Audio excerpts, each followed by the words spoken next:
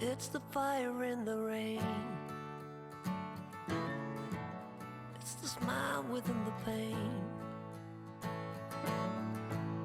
It's the logic but insane. You cannot know from where it came. It's the way you cross the floor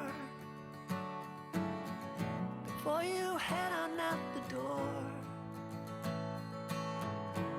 It's the figure on the wall. So many times I heed the call. It's the silence of the room, the way you turn before you bloom. Another shadow for the blind. I think I'm gonna lose my mind. Although I'm running up a hill, I feel I'm always standing still. Can't remember where I've been. I don't know where I should begin. I don't know where I should begin. I don't know where I should begin.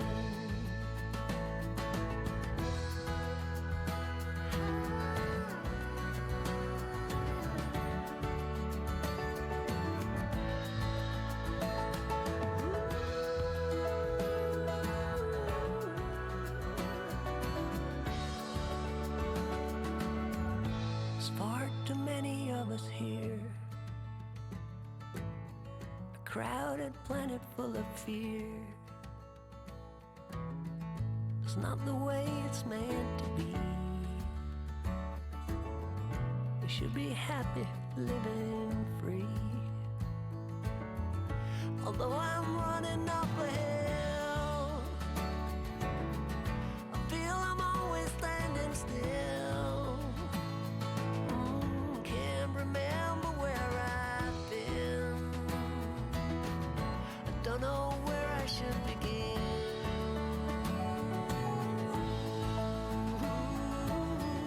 I don't know where I should begin. I don't know where I should begin. I don't know where I should begin. I don't know where I should begin.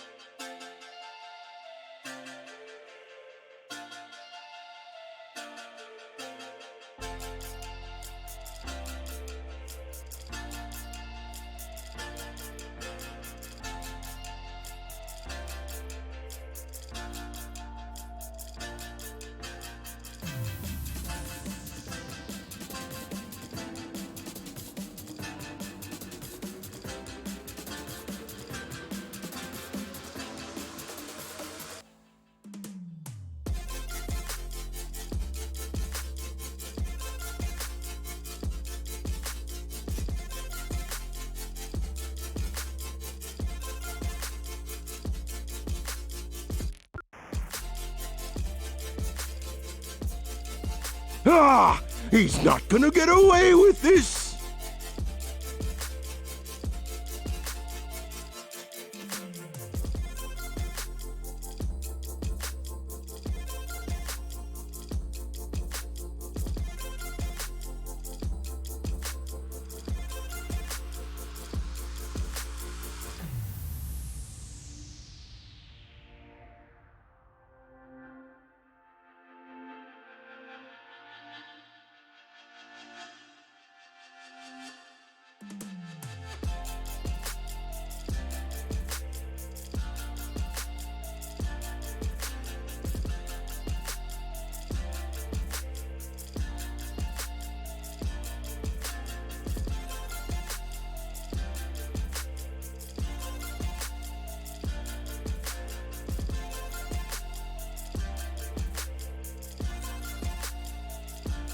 Hey there, good morning. Thank you for the raid. We are now.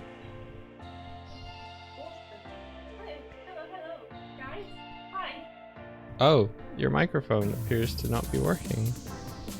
I don't know why that happens. Let me check. But yeah, thank you. Art stuff. How was your stream? And welcome everyone to the Animation Breakfast Club. We're just about to start. I'm just gonna fix my stream partner's microphone.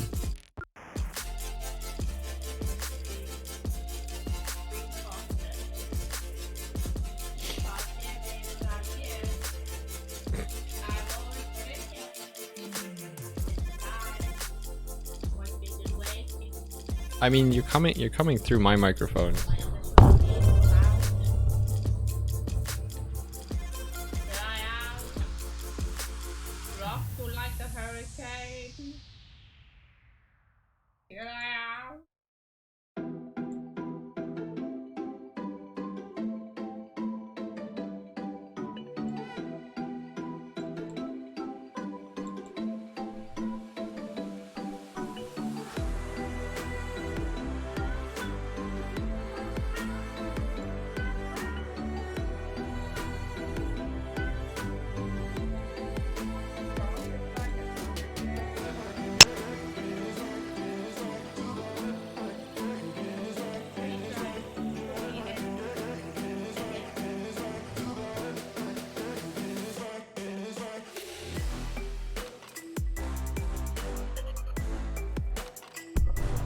I have not tried plugging it in again. You can unplug it from the base of your microphone. Try that. Morning, Habbo.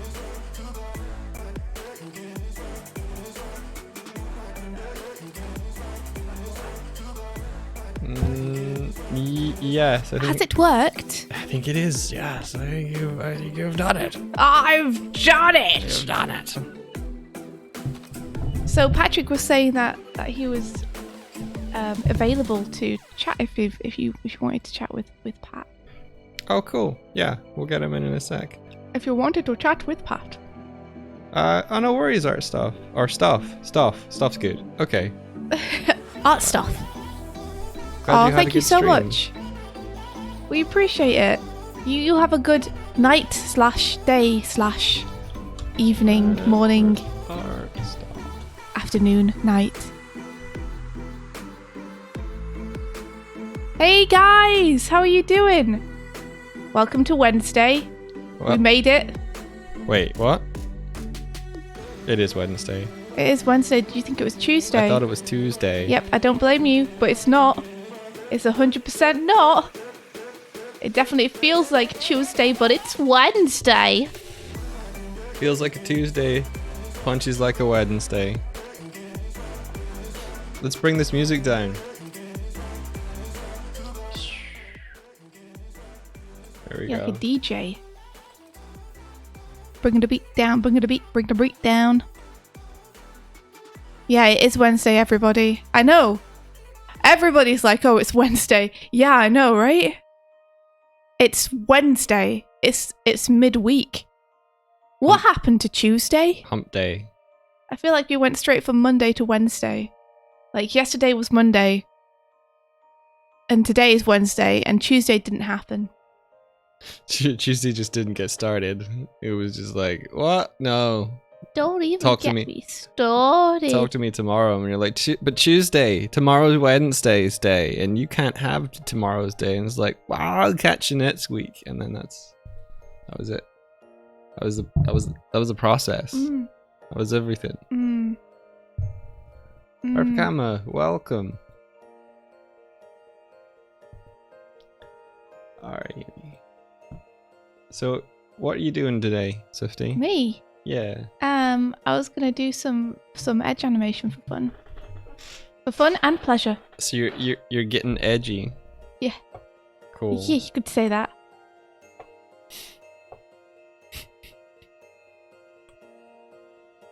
And what about you? What are you up to? I I think I'll continue doing this Sonic animation, try and get it done.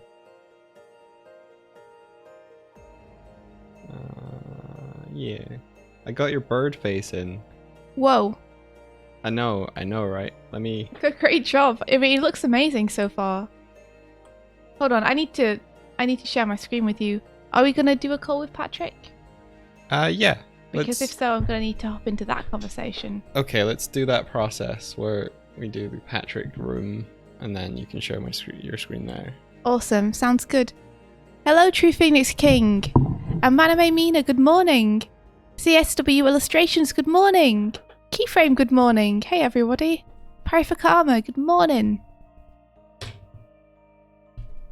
It's well early. Is this what Ableton is? Irish and sketchy. Yes. I guess it is. I guess we've made it, guys. Irish and sketchy. I think I recognize your username from Declan's stream. Are you have you found us from Mr. Shalvey?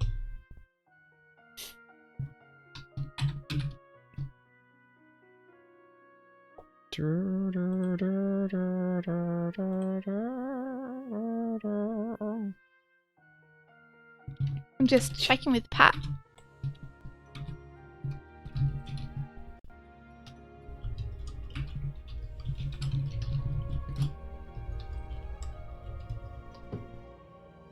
It's a Pat standard. It's a Pat standard.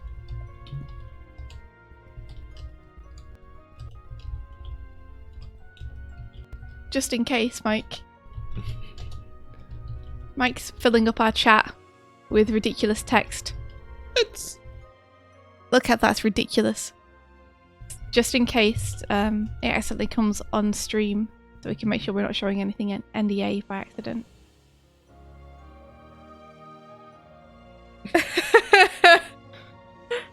Cool. All right. Looks good to me. I can't see anything. Initiate call.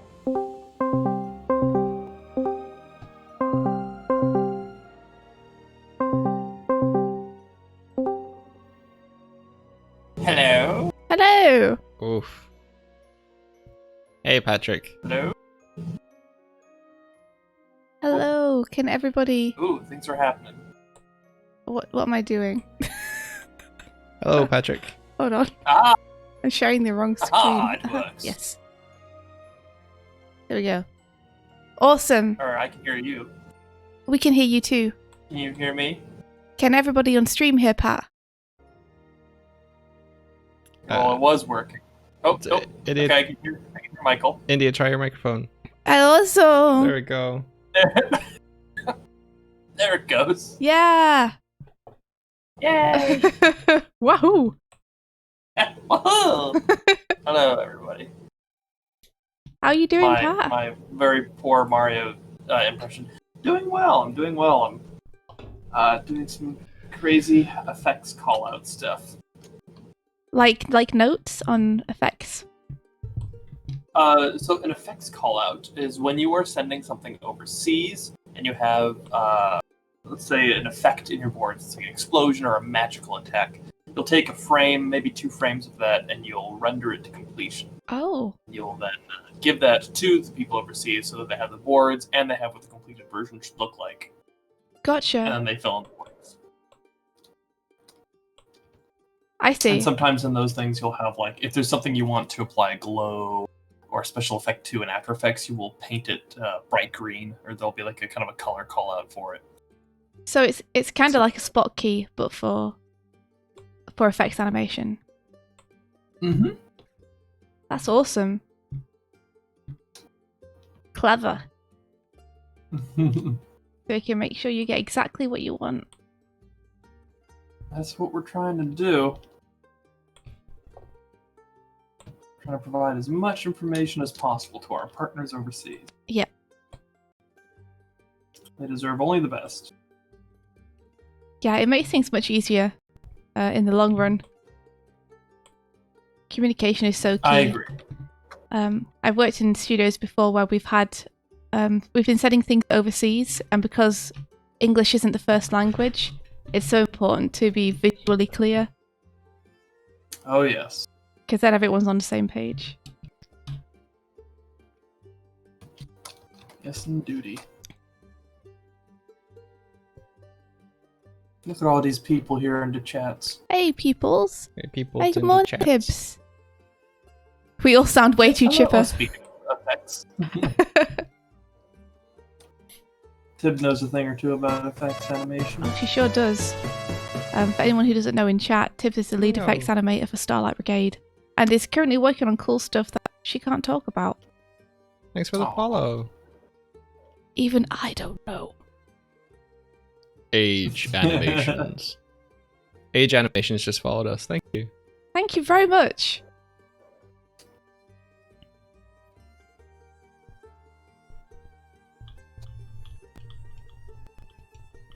So effects callouts must be fun, considering that It can be. effects This is kind of fun for you, right? one's very involved. The only thing is that it takes up like the whole screen, so it's just like killing my wrist right now. Oh man. And full screen effects, man, everybody loves them. Does that include like impact frames? Thankfully, it's not impact frames. Those are probably the biggest culprits as far as destroying my cartilage. Yeah, I was gonna say.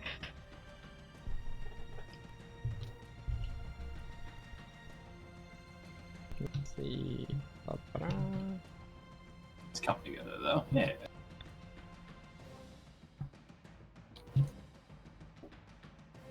Oh no! Buffy's throwing up. What's up? Our Aw, cat is. Hear it. Oh, Buff. Yo. Yep. Stop it. Oh man. Buffy. Is it? Just getting all those hairballs, eh? It's it- food this time. Oh, really? Yeah, poor Buffs. Oh, no. She's got a delicate stomach. Aw. Okay, be right back. Okay. Remember to have fun. Have fun. Have fun cleaning up that cat sick.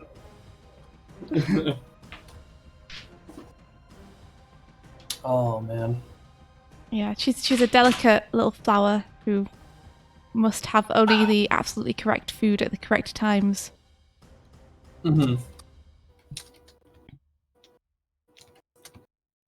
Hi, Adrian. Good morning. And see you, True Phoenix King. Have a good night.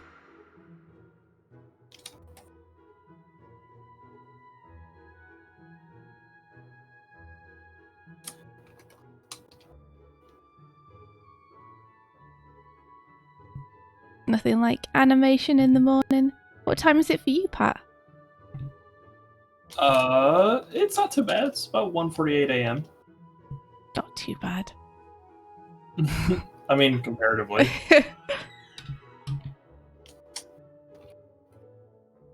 I just needed to get these frames out before I conked out. Yeah. How have you been finding working from home? It's going all right. You know, I've got I'm relatively comfortable. I get to cook a lot, which is nice. Yeah. I made those chocolate chip cookies, which are all gone now. I can't talk about those. I just picked up a fresh lemon from the grocers today. Are you doing I lemon got poppy some- seed? I'm gonna do some lemon poppy seeds. I think I'm gonna change my my ratio. I did a equal parts ratio of cookies. I think I've told you about the ratios. You might have, but I've forgotten. If you Okay. did. Basically, like, if you want very rich cookies, you do equal parts flour, butter, sugar. Hope you all are taking notes, so chat. So basically, like, you would have, if you had 8 ounces of flour, you'd have 8 ounces of butter, and then you'd also have 8 ounces of sugar. What was I going to say with that? Equal parts. That makes a very rich, sweet cookie. They're delicious. Mhm. I even actually will divide the sugar in half brown, half white, which gives that nice kind of crispiness of the brown sugar without getting too kind of bitter. Bless you, Mike. So that way the edges get crusty and the inside stays Gooey. squishy, Ugh. which is very nice. But this next batch, I'm going to do the normal amount, which is 3, 2, 1. So that means if I had 6 ounces of flour, I would have 4 ounces of fat and only 2 ounces of sugar. And I think that's going to make it a lighter, fluffier cookie. I'm excited. I've heard of the 3-2-1 ratio before. I think you've told me that formula. Yeah, for pie dough, it's also 3, 2, 1. The last one is liquid, not sugar. Yeah. So it's like 3 parts flour, 2 parts butter, or whatever fat, and then 1 part liquid, which is usually water, or sometimes you can put like a milk or something in there, depending on how you're going to bake it. Barry Facom was like, someone clip it. Clip the recipe. Do you want me to highlight this? Everybody deserves quarantine cookies. Okay, let's say you want to make a dozen cookies. I do. Big drop cookies, we'll call them, right? The ones where you just take like an ice cream scoop and kind of pop it on the sheet. Oh, hell yeah. Before gonna that, want- this is important. India, Mm. when you were preparing drinks for us earlier, Oh, yeah. did you spill any I on did. the landing? I did spill a little bit. Just a little Okay, bit. good. I stewed in juice. Yeah, it's juice. It's okay. Okay. Continue, Patrick. Okay. Okay, so for, let's say, a dozen cookies,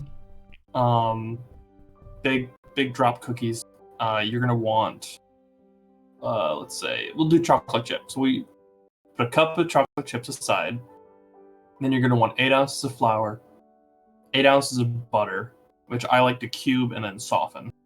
8 ounces of sugar divided half and half between brown and white. You combine all your dry ingredients in a bowl. So you get your flour, you've got your sugar, you're gonna have a little bit of baking soda, maybe like a half teaspoon, and then maybe like a quarter teaspoon of salt. And then you combine your wet ingredients, which is like some softened or melted butter, with I'd say a teaspoon of vanilla, just for a little bit of extra savoriness, and an egg. And then you basically just whisk those together, and then you make sure your dry is all nice and evenly distributed, and then you mix the two together and you form it into a dough. And then once you have a nice dough in your bowl, you just add your chocolate chips, fold it in, and then you just take an ice cream scoop, pop it on a sheet, bake it at 350 for about 10 minutes, a batch. Ugh. And you have cookies. Easy peasy. Heck yeah. Okay, no one in chat has any excuse not to have cookies now. Well, Apart from lack of ingredients. Tib says, this isn't related to cookies, but Oh. they said, I spent a bit of time last night writing up an exploration of several ideas relating to the Animorning Challenge. Oh. The Animorning Challenge being transformation this week. I'm going to move it all to a Google Doc. I might share it with you guys. Been a while since I wrote an essay, but I get more formal when I'm tired. Tibbs, that sounds great. And also, Ola, yes, my newfound perspective is serving me well. I'm still trying to figure out a lot of perspective stuff, but practicing with it has been really helpful. What's going on? I've been trying to, Perspective? I've been trying to sharpen up my skills in drawing things in perspective.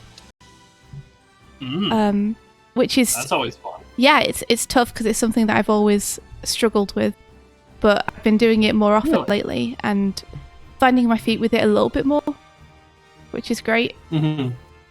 Yeah, India doesn't understand perspective. She just feels it like the Force. I'm a Jedi. I'm a perspective Jedi.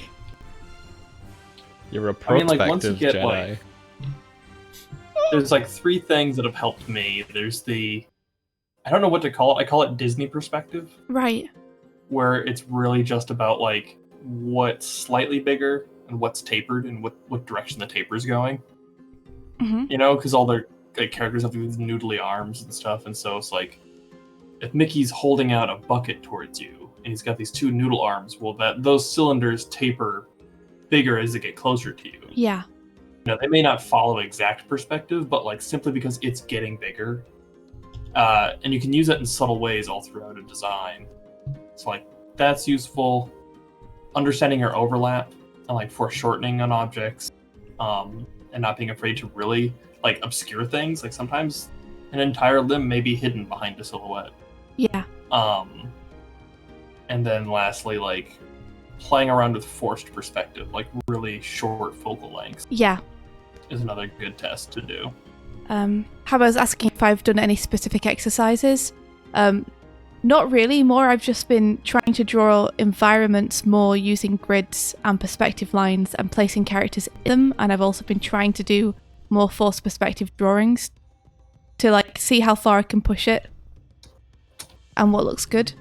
Because Mike's right. Like usually, I just when it comes to drawing perspective, I'll just feel out what looks right, but it won't actually be correct. It will just like give an you're impression. talking about for environment. And characters too, but environments are where I'm weakest, I think. Really? Yeah, but I'm hoping I can change that because it'll make a huge difference, I think, to the work overall if I can convincingly place characters in scenes. Like that's just a good skill to have. Yeah, I agree. Yeah. I'm trying to think of like good artists to follow for that. Oh, what's that amazing artist who can kind of draw things straight out of his head like a photocopier? Kim Jong-gi. Yeah, he's incredible with perspective.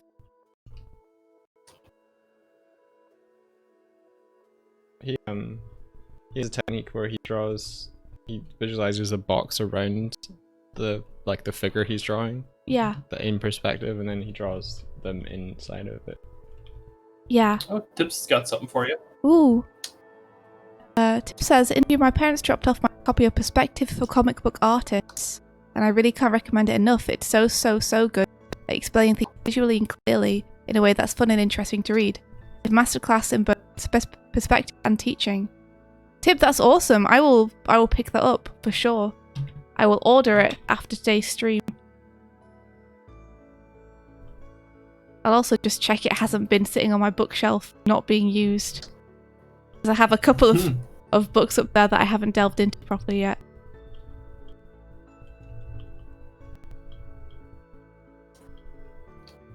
But yeah, it's the kind of thing where I can feel myself kind of compensating for it when I draw things to try and avoid facing it. You know what's really good for like making interesting environments and like working with perspective is just a real strict adherence to hierarchy. Right. You know, like if you're making a Gothic cathedral, doing that one arch first so that everything else can lay on top of it. Kind of like building your foundations. Does that make sense? Yeah, I think so. So you would first draw the thing that the entire scene is hinging on, so the centerpiece or the thing that you would have to base everything else upon. Yeah, and like you kind of work from big to small, and so you make the big shape interesting. Make sure it's working. Oh, sorry. I got something in my throat. Make sure that's working perspective-wise. And then, yeah, I think like environment-wise, I haven't done a lot of environments, but the ones that I did, I got a lot of mileage out of just really strict adherence to the hierarchy that I've established in my scene. Yeah. That's interesting. I've never tried that before, but I will give that a go. It sounds like a simple answer, but yeah, I don't know. I found that really helped me, where it was like that kind of was something that I was ensuring that I was consciously aware of and not relying on it being subconscious. I think that's it though, is like the simple answers are actually usually the ones which are the most useful. It's just that often people overlook them or think that because they're so simple, they can't be the answer.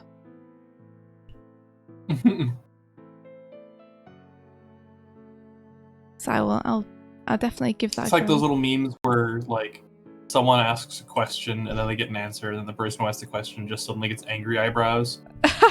They're like, I want to be an animator, and then the person goes, then animate. Pause.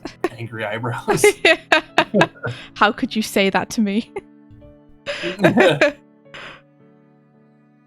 It's true. I found the best thing that's helped me most in terms of perspective is just trying to do it more. Just I mean, yeah, sometimes it's like, how do you get big muscles? Well, you lift the heavy thing. It's like, I lifted it once. You gotta keep lifting it. yeah, just keep doing it. Keep hammering away at it. And eventually. Yeah. A normal person puts the heavy thing down once they're done with it. Mhm. But you gotta pick it back up again. Yeah, exactly. And put it right back down right where you found it. And then pick up again. Rinse and repeat until you're jacked. That's how it works. There's my workout video. Keep doing this. Just keep. Yeah, that'd be great. Pat's workout video is just you lifting a weight once and being like, and then just keep doing it. Yeah, I know it sucks. Like, you really don't want to lift it anymore, but you gotta keep doing it. You just gotta Do it again. Once isn't enough. That's the name of my workout video. It's good. It's a good lesson to learn. You know, you draw one good perspective drawing. It doesn't mean that you're done and that you've learned it and that you've finished. You know, oddly enough, like sports metaphors and like that workout thing actually translate pretty well to crafts, like animation, because like that is an aspect of crafting that people kind of neglect. Is the working of your kind of conscious muscles, I suppose. Yeah. Your muscles of intuition and just general artistic sense, because like that's all like intuitive subconscious drawing is things that you've repeated enough times to understand to a degree that you can kind of do it without thinking, which then frees your brain up to think about other things like appeal and composition and things like that. Yeah. There's always something else. Once the mechanics have become second nature. Yeah, there's always something else to think about for sure. So you never have to worry about running out.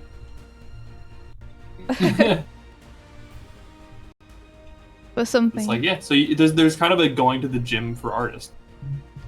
And once you're a working artist, it's easier to do that because you're drawing 8 hours a day.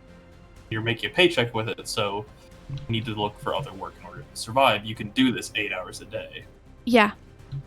Yeah, it's the same thing about like anyone you think is like naturally good at something, and they're professional, just means they're doing it more. Even like a professional model, like someone who just looks pretty, and you're like, oh my god, are they just born with it? It's like, they're born with something, but then they worked 40 hours a week on it. Yeah. For years. And other people also worked 40 hours a week on them to make sure the hair and the makeup and the posing and everything is just so. Yeah. Yeah. Exactly. I mean, same thing with art. One thing that I found, which I think is kind of interesting, is that sometimes I can make more progress in my personal projects on actually improving than I can in my like daily work life. Just because I think sometimes in my daily work life, because it's so important to kind of get a result that you know is going to work, because often deadlines are quite tight, it's somewhat easier to fall back on things that you know to be reliably good rather than to try new stuff and push out. A different priority in effect. Yeah. Which is that this needs to get done and the client needs to like it. Yes, exactly. They need to be happy with it. I need to get a win with it first time if possible. Whereas if it's just your own thing, the main goal is learning. Yeah. Yeah. And to that effect, something that like can help people if they're feeling that in their workplace, or maybe especially if you're attached to a project that you're like you may not be feeling. Yes, I don't really like this that much. Finding something to learn from it is useful. You know, kind of being like, you know, this thing calls for something like this that I'm not normally used to doing. And instead of being like, I don't like this, therefore I don't want to work on it, you can be like, well, this is something I don't know. Let's use it as an opportunity to improve. Yeah, exactly. This is something that I have to learn anyway, so let's like make this absolutely the best I can do. Yeah. I totally understand where you're coming from. I'm I'm a little bit in that boat with just like being in such a managerial position in so many aspects. Yeah. Makes me miss a bit of the grunt work. Like I still want to be. I grew up as an animator. Oh yeah. Still want to animate. I don't really get a chance to do that. Yeah, I get you. Like Or even the things that I think would improve. Even if you love what you're doing right now, you're someone who's used to drawing for a living every day. Mm-hmm. And it's not necessarily a compulsion, but it's definitely like an itch and something that you kind of need in your life. So having a job where you don't get to do that as often can leave you really itchy fingers. Gotta warn people about that. You guys want to be a director. Yeah, there's definitely less drawing involved. Yeah. It really means that you're kind of helping everyone else realize the goal. Mm-hmm. And your job is simply steer the ship. And that can involve things like drawovers Mm-hmm. and things like that. And you can kind of set the style and your expertise comes into play. But really, it's not like this is your opportunity to grow as an artist. It's like, no, you've proven yourself to be super competent in these fields, and we need you to kind of steer the ship. Yeah, you're like and tell other people how to reach what you're doing. But like that's your full-time job, is just telling other people. Yeah, you're like enabling your team to do the best work they possibly can, making sure any obstacles are out of their way. Everyone kind of has everything they need at all times to do what they can do best. Mm-hmm. Also, Cheshire wants to know, what are you doing? Me? Myself? I'm doing a I little... love this image, by the way. Thank you. I'm doing a little... Oh, angular. Sorry. Yeah? I'm doing a little personal animation for fun and learning.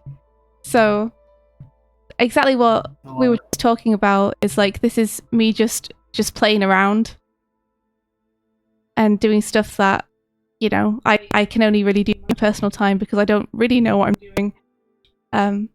But just having fun with animation, basically. Animating one of my favourite characters from one of my favourite fighting games. Project Oh my god, Justice. that's an actual character? Yeah, it is. Oh my gosh, his hair's amazing. I should show you a picture of him. It's my favourite. I feel like I may know him. What's he from? Is he like SNK or something? He's from Rival Schools, Rival Schools. which is a little known, really, really good game. Oh my god, look at this guy. Yeah.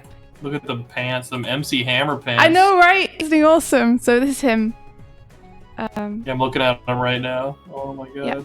Oh, dude, licking the knife. He's so good. He's my favourite.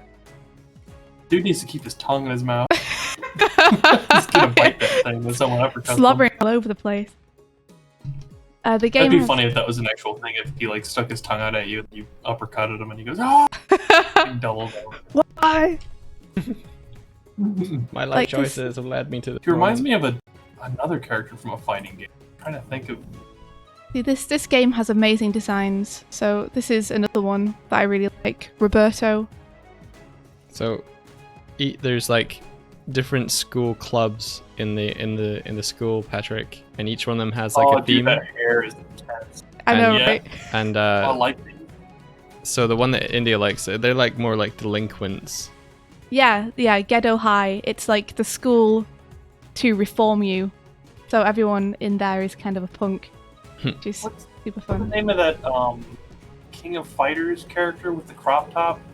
Dude, Oh, is it King? I don't think it's King. it might be. No, Rugal. No, not Rugal. Damn it. I thought it was him. No, Where King is King this is guy? not. He's got the Oh, is it Laurie? he's got the same hair as your Ed boy here. It's probably not frugal if it's There it is. King of Fighters. Benny am I Maru. right? What? Benny Maru. Benny Maru. Benimaru. It's like a grown-up version of your boy. Oh my gosh. It so is. They need to get together and hang out. God, I wish I had abs with the rocket crop top like that. Me too. Oh well, we didn't choose fucking supermodel of the career. We chose animator. We didn't choose to lift that weight more than once, so But you know what? It comes with cookies and a lot of comfy chairs. that's true. It's a trade-off. I can never regret it, so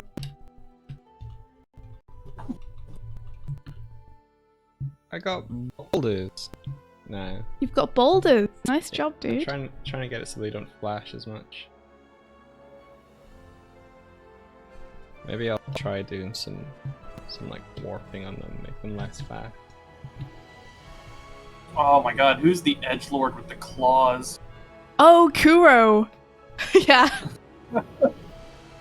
Is that nice? I'm seeing someone who's got like a spacesuit on, got like some sort of skull helmet or something. Oh, that's Akira. She's awesome. She's like, Skull helmet? yeah, she's a biker girl.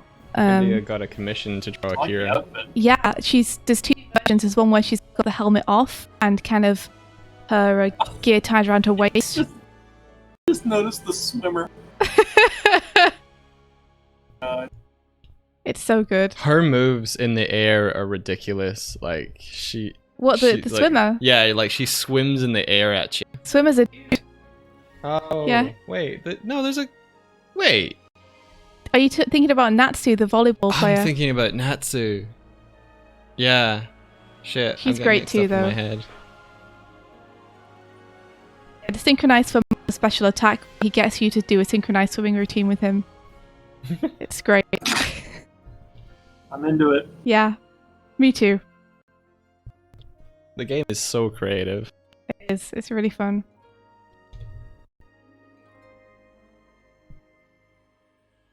India, let's just play that on the stream. Don't tempt me. We can just play that right now. You know that I will play Rival Schools pretty much any time. That game needs more love. Makes me remember the days when we were playing Smash. Yeah, do you still play that in the... Oh, of course you don't, because you're not in the office anymore. I've got one at home, but Smash is kind of more of a communal thing for me. Yeah. It's weird, because apparently the Powerhouse folks are pretty dangerous. At Smash. That's just because we have, like, a pro player who hangs out, and the only way to have fun is to learn how to get good. You have to be above a certain skill level in order to participate. Yeah. And not just fall off the stage. We've got some really good ringers, though. The other one is Jose, who is the background artist in Castlevania. He's like this like massive dude because he works out like crazy, and he used to do a bunch of like kickboxing and UFC and stuff. He's like super competitive. That's amazing. And, like he's now like one of the top players. Plays Captain Falcon because of course he does. People like that. People like that who are like, yeah, I'm an amazing artist, but also I have a past career in being super buff and cool. Oh, and also I'm also really good at this thing right now, and I'm basically a champion at it. It's kind of like Kevin, who's working with us at the minute. Like Kevin used to be a stuntman, and Stuntman? yeah, he used to do stunts and parkour, and he has like a bow and Archery. arrow. Wow. And like you ask him about Oh, that's right. We were talking archery stuff a while ago. yeah, he's got so much stuff that he's like already done, and I'm like, I just sat and drew my entire life. I haven't done anything. You do plenty of things. That's not how dare true. you. I do the one thing. You swim and I swim. and you did the yoga. I'm a competitive smasher. No, splasher. That's what I mean. You used to roller You made skate. a very famous comic book. It's extremely famous. It is known the world over. Hopefully one day it might be. Like, how many, over 8 million people have seen Starlight Brigade? That's pretty bonkers. So, you know, if you want to put feathers in your cap, we can do this all day. Okay, never mind. I'm vehemently attacking your Britishness. Ah! Get rid of the laying on of compliments. No. The one way to kill a British person. Yeah, I don't know how to take it. I don't know you, but I think you're awesome. No. No! Can't say that. Yeah, I'll have to politely excuse myself if you carry on. So. I must just not be British, because I'm just like, thanks. Yeah, that's cool. That's cool. You're like my dad. My dad's like, I'm not gonna boast about stuff that I've done, but like able to admit stuff that I'm proud of Yeah. and take compliments. I'm really humble. Actually, it's weird that it's kind of seen as a faux pas, because if you look at like Old English, like Middle English kind of culture, like boasting was a big part of it. Really? But it was also about like making good on your boast. Huh. You know? It was kind of like, someone would be like, "Yeah, I'm the strongest man here, and you guys are gonna get your ass beat if you fight me, and I deserve to be your leader." Wow. And it's like who the fuck is this dude? But then they would they'd prove it if they were, someone would call them on their bluff, and if the person could prove it, it would be respected. But of course that then got abused through things of like, I am important because of my bloodline. Yeah. Not because of what I do, therefore I deserve respect automatically. I was born important. Yes. Your name was on the memo. My birthmark says I'm the chosen one.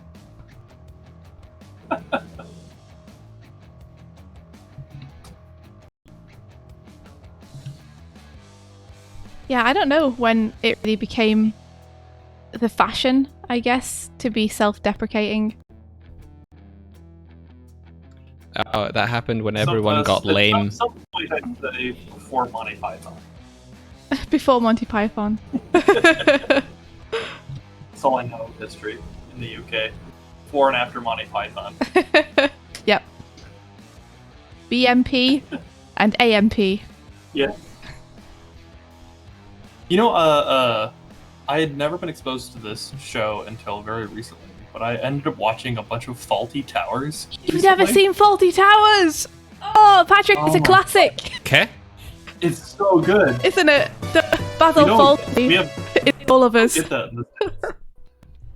But oh my god, that was the physical comedy of what's the name of the main guy? I can't remember his name now. Basil Fawlty. Yes. I don't remember the actor's name. John Cleese. John Cleese, yes. Yes, John Cleese. Oh my god. This, he's such a string bean. His legs go from here to Bermuda. Yeah. He's amazing. And and he'll lift his foot above his head. Yeah. And it looks like a grasshopper, Yeah, he's all leg. He unfurls. The things he can do with his body and with his face are amazing.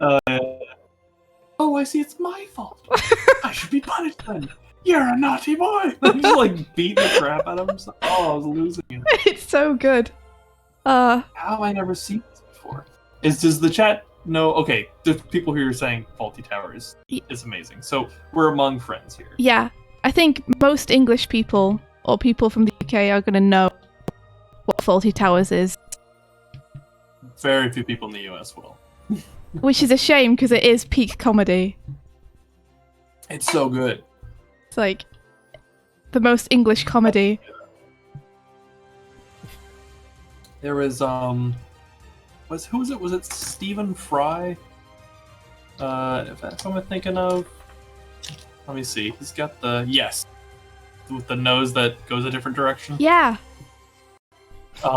He had some interesting introspectives into the branching of US and UK comedy at about that time of Monty Python. We were dealing with things like Animal House and Super Troopers and things like that at that time. Yeah. Which is a completely different form of comedy. I don't think I've ever seen those before. Oh man. I don't think they've aged as well as Monty Python. I think American audiences are a little bit more split, but I think the self-detrimental humor is a little bit more popular here now. Did they make it was in the 80s into a film? Was it an old series that got remade? Because I feel like that's the name of a more recent film. Super Troopers. I think Super Troopers was a series of movies, if I remember correctly. It may have been a show. Okay. Yeah, you've seen Blackadder, haven't you, Patrick? That's ringing a bell. That's what's his name? Who plays Mr. Bean? Rowan Atkinson. Mr. Bean, yeah. Yeah, I've seen clips. I haven't seen a full episode. If you enjoy Faulty Towers, that's one I'd recommend. That's another absolute classic that's aged really well. Oh, man. Basically, Dude, nice hair. yeah. Basically, I think each season kind of takes place at a different point in history. But it's revolving around, like, this man who is basically Harley Vices, dealing with all these idiots, being the smartest person in the room the entire time.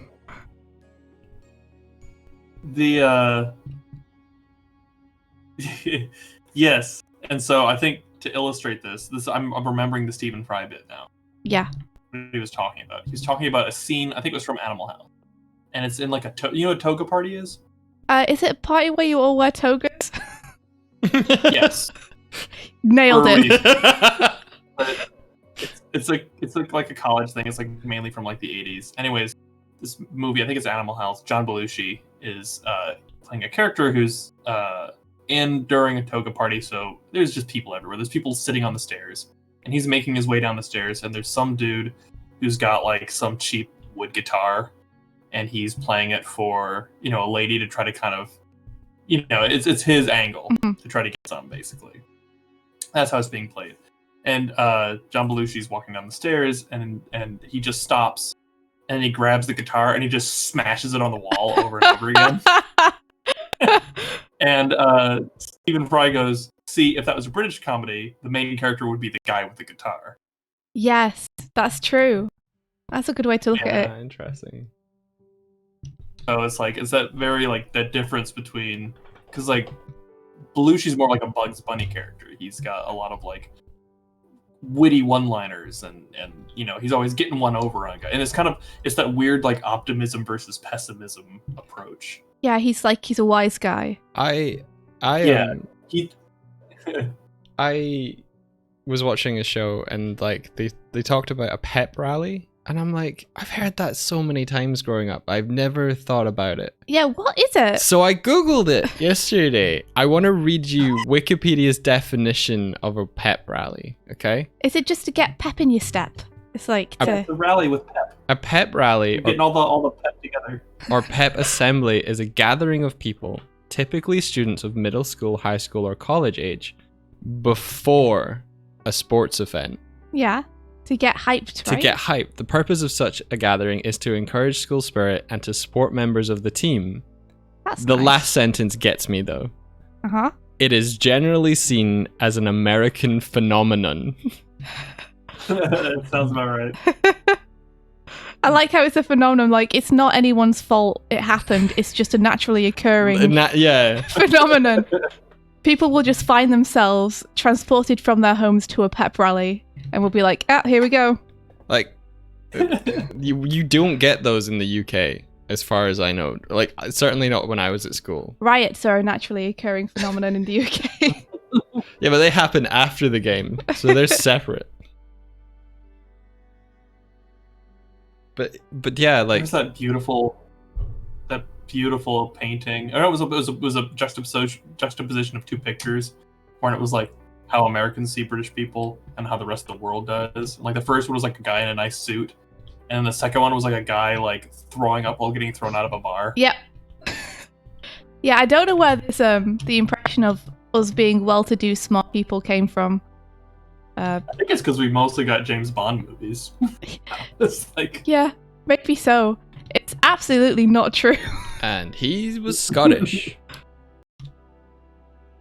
I still remember the first time, because I the first time I went overseas was to see you guys. We are honored. And so growing up as a kid, that's kind of what my mentality was, right? Oh, if they've got a posh British accent, they must be smart. Yeah. And then I remember when the internet became a thing, and I first started seeing videos of that really harsh kind of podunk accent of some dude just being well, I don't fucking know what he's doing this, and you're just going what is he saying, and why is he angry at this guy because he's brown, and I was what is this? Where is this person from? They can't be from the UK. That's where the monocles and the T is from. It's just yep. It was a realization as a little American boy. Yeah. That not all British people are smarter than we are. Even the ones with the monocles are often complete idiots. Oh yeah, well I mean that's the basis of British comedy, right? Yep. Is that that respect that you think you're owed, you're not gonna get. Mm-hmm.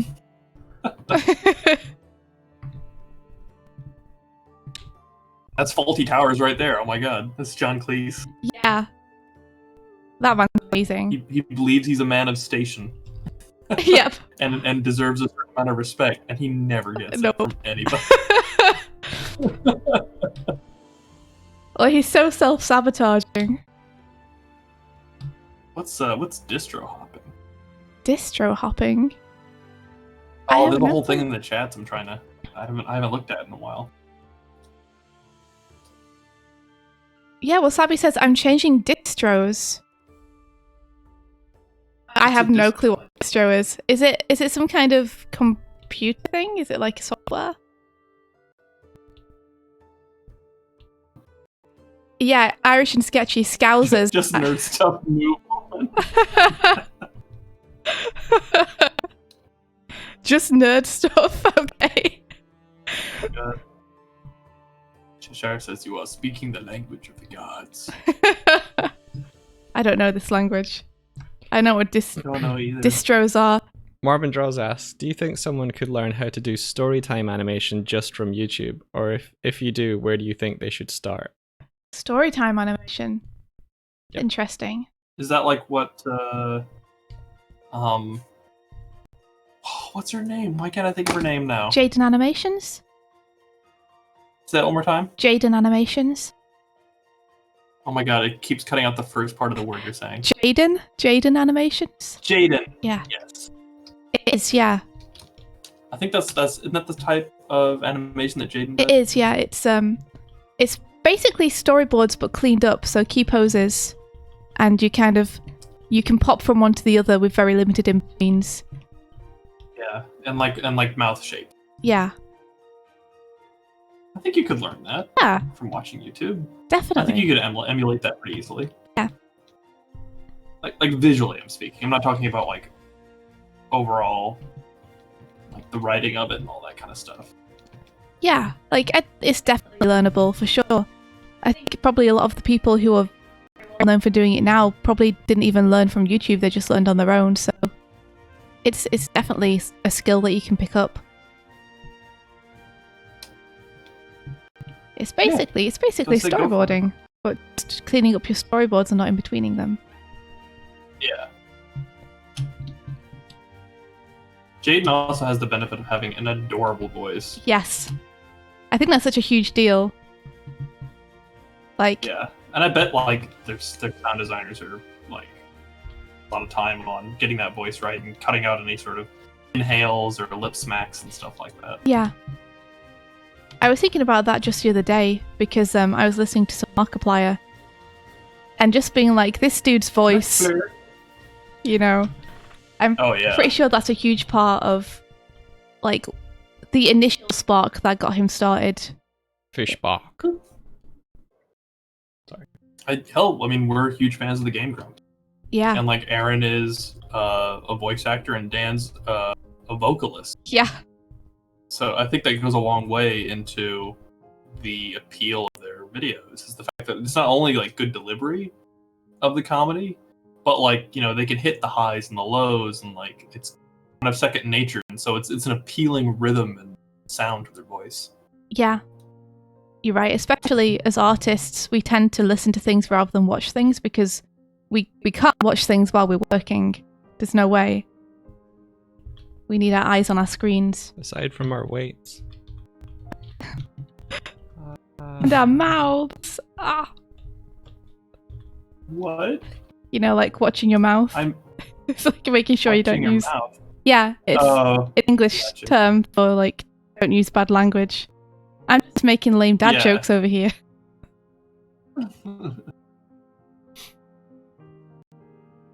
I think that is a large part of it, is like how familiar a voice Hey. can start to feel. Like that you like Another follow. Hey, well, thank you for the follow. What do you start to feel like, Michael? how familiar that sound starts to feel. Like a voice can be comforting as well as like entertaining. Like Mhm. Markiplier's voice is is deep and rich. Like we listened to him Like chocolate. on I was about to say the exact thing, Patrick. We listened to him on a it was like a no, it wasn't a podcast. What was it? The sleep thing. It was a podcast. It was a story podcast called Edge of Sleep, which is like a narrative thing that he was acting in that was written by someone else. And it was really, really good, but he was playing more of a like serious serious role in it, and it was a good matchup. I thought it was really cool. Yeah. I wouldn't mind doing some animation for Markiplier. Me either. That'd be Wink, fun. wink. If anyone wants to go ahead and message him for us. Yeah, if you're up that mark. If you can hear us.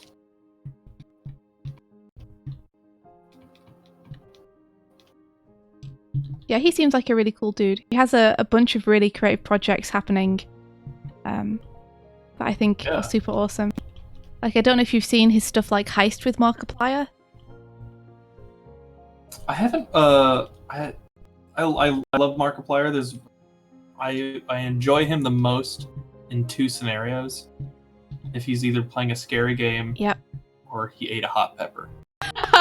Basically, if he's in pain, I'm like into it. Yeah, he's got great expressions and a great voice. But yeah, he I think did. that's where like he's his most. I don't want to say witty's not the word, but just kind of like fluid. Yeah. I suppose. Got some super cool stuff happening though that he's like worked on and directed. Like Heist with Markiplier is something that he directed. Really? Yep. And it's almost like an episodic YouTube series, except at the end of every video you have to choose which video you'll do next, kind of like choose your own adventure. Ooh. And they're like filmed in really high quality cameras. They use sets and actors. They really go places, and they're incredibly cool to watch. There's even a making of it. And Oh my god! Also, I just looked it up. He's got 25.8 million subscribers. Yeah, I don't even know what that number is. That's a large number that I can't comprehend. That's insane. One of the things that he did that I like the most is called, what's it called? Something water. Basically, his friend's house flooded. And in order to help his friend raise money to get the repairs done, they made a mockumentary series about the house flooding, in which it was done kind of like a real ghosts type show, where Markiplier came in as someone who was hired to investigate the paranormal flooding of the house. And it was filmed entirely like that, and all of the merch, 100% of the proceeds went through to helping his friend afford the repairs to the house. And it's really well done. That's awesome. Yeah, what a cool project.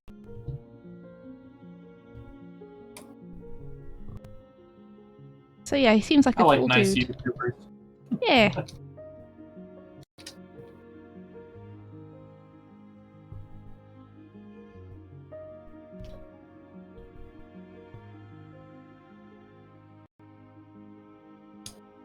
Whew. Where's the smoke? Where's the smoke at? This one. Oh, I see. There's two. Cool. So, are you boarding this indie, or are you animating it? I'm kind of animating it, See- I guess. Even like stepping back is it gonna be like a storyboard? But like every panel here in the thumbnails is like a little GIF loop. That would be cool. That'd be cool. It's just like I boarded it out super fast, and then I was planning to animate it. So I'm just kind of using boards as thumbnails for the animation.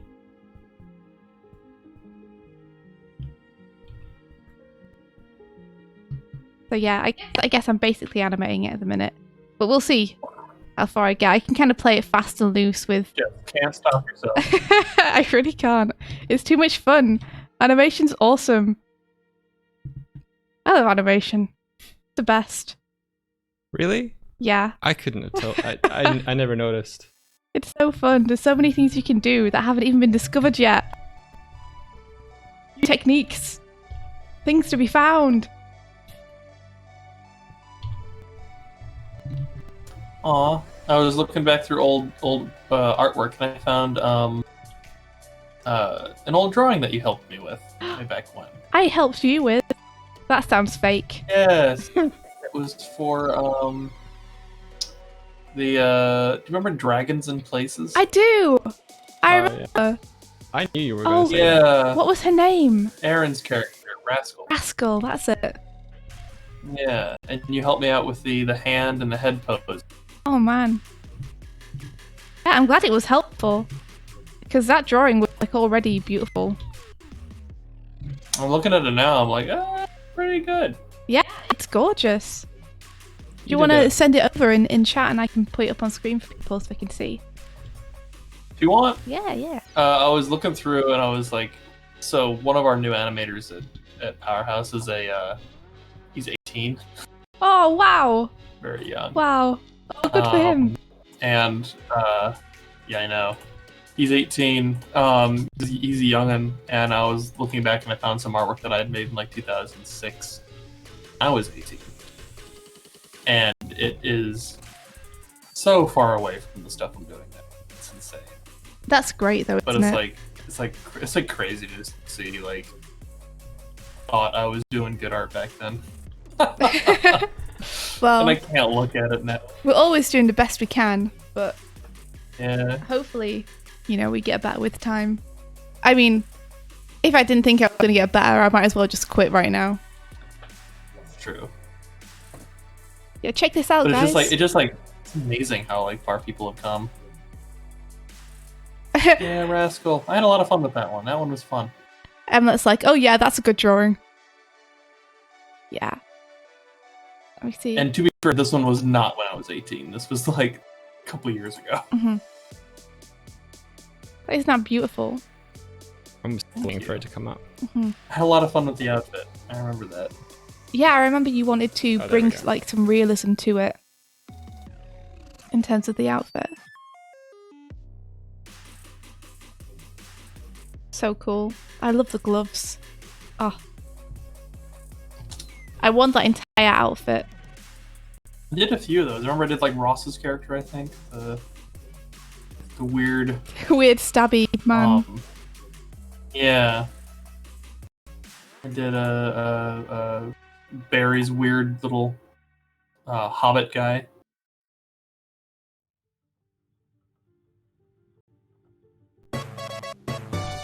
I missed that. I'd love to hear the Grumps do something like D&D again. Yeah.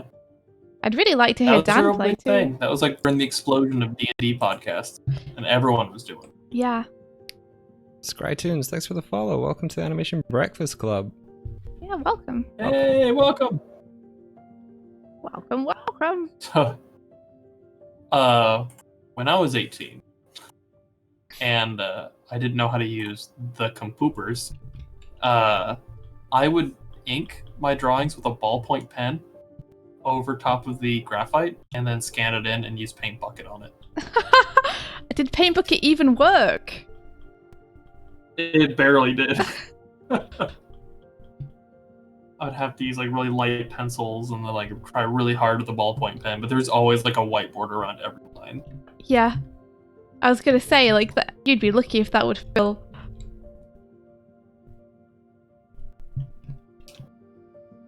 God, it's crazy. Back when like the Graphire was the newest, hottest thing on the block. Yeah. I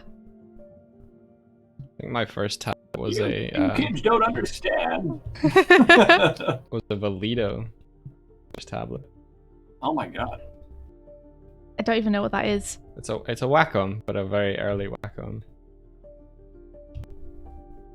I always called it Wacom when I was a kid. Is it Is it Wacom or Wacom? is it Is that the proper way Wacom? to I pronounce don't know. I think it might be Wacom, but Yeah, I don't have a clue how the proper way to pronounce it I'm is. sure there's an official way to say it. We're all wrong.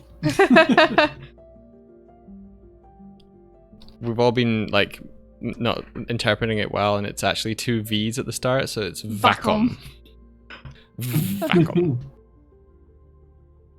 David said his first tablet was a Wacom 19-inch. Wow, 19 inches. That's pretty good. Yeah. I remember I remember mine was an A5, and for the longest time I found it really difficult to use A4 tablets, just because I was so used to being able to get across the canvas super fast, because the tablet was so small. Oh yeah. Yeah. The larger tablets though allow you to draw with your arm more. I never understood that when we had A3 ones at university. I was like, these are too big! Yeah. Maybe that's why I have problems with that though, is I tend to draw from the wrist more than I should. Inking is definitely easier if you incorporate your arm into it. It helps inking so much. Mike's looking at me. What are you looking at me for? Just because you have said in the past that you struggle with inking. I do. I do indeed. Check out this new arm I added to my bear. It's not the third arm, it's just the second arm. And it goes a whoop. I like it, so I still remember like a bird. It's great.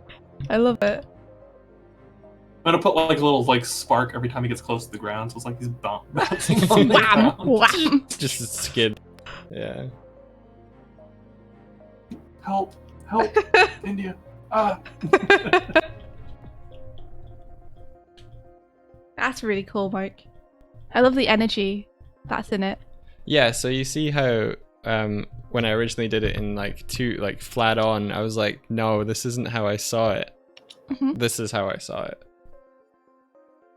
Do you think it was a good thing for me to be like, no? Yeah, I think Go if with you're happier with it, it's definitely a good thing. Yeah. I think, well, in recent Sonic Swifty. Yeah, this was the first draft. Although I still enjoy this expression.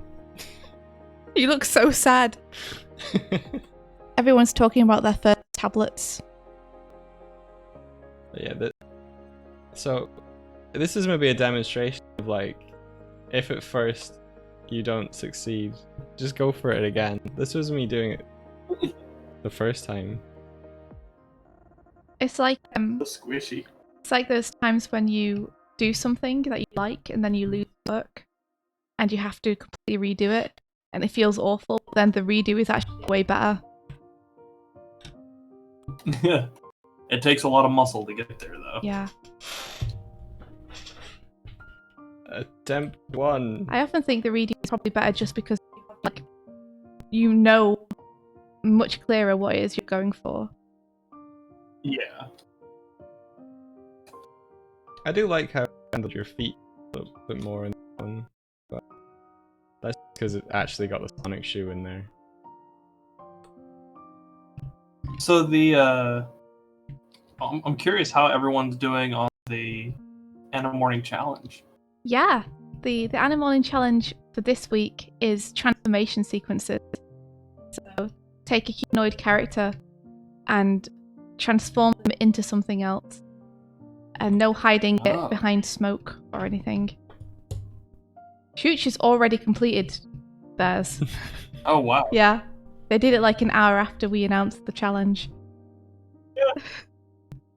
Like So you could do like a mecha kind of Gundam thing. yeah. If you were feeling Do like a. ambitious. I've always wanted to do something like that. I love. That's like some of my favorite animation that I just don't see anymore. Is the one that's like just focused on the tech. Yes. There's a hue saturation thing in this. Sorry, In Krita. in A Sprite. Oh. I just hit Control U absentmindedly, going like, I want to lighten the smoke, and then it was like, here you go, and I was like, what? Awesome. Yeah, just to get a better read of my like trousers. Oh, you can change the alpha with this as well. Maybe that's probably Tip not says alpha. Stooch is insane in multiple ways. Yeah. Chooch is one of those amazing animators who can like complete an entire 4-minute project by themselves in like 8 months. Oh, Sucharu. Yeah. I know them. Chooch and Gregzilla, they're both like basically Super savants. fast. Yeah, they can just make amazing stuff by their Didn't onesies. Sucharu do like an entire like Star Bomb animation by themselves? Yep. And an NSP one. I think they've done a bunch of music Holy videos. I think they recently Madness. Yeah, they recently did some for Ninja Brian's new kids album too. Oh, nice. Pretty awesome.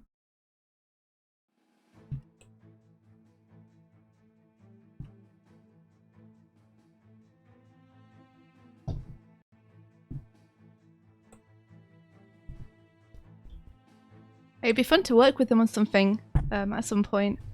I don't know how used they are to just working by themselves though.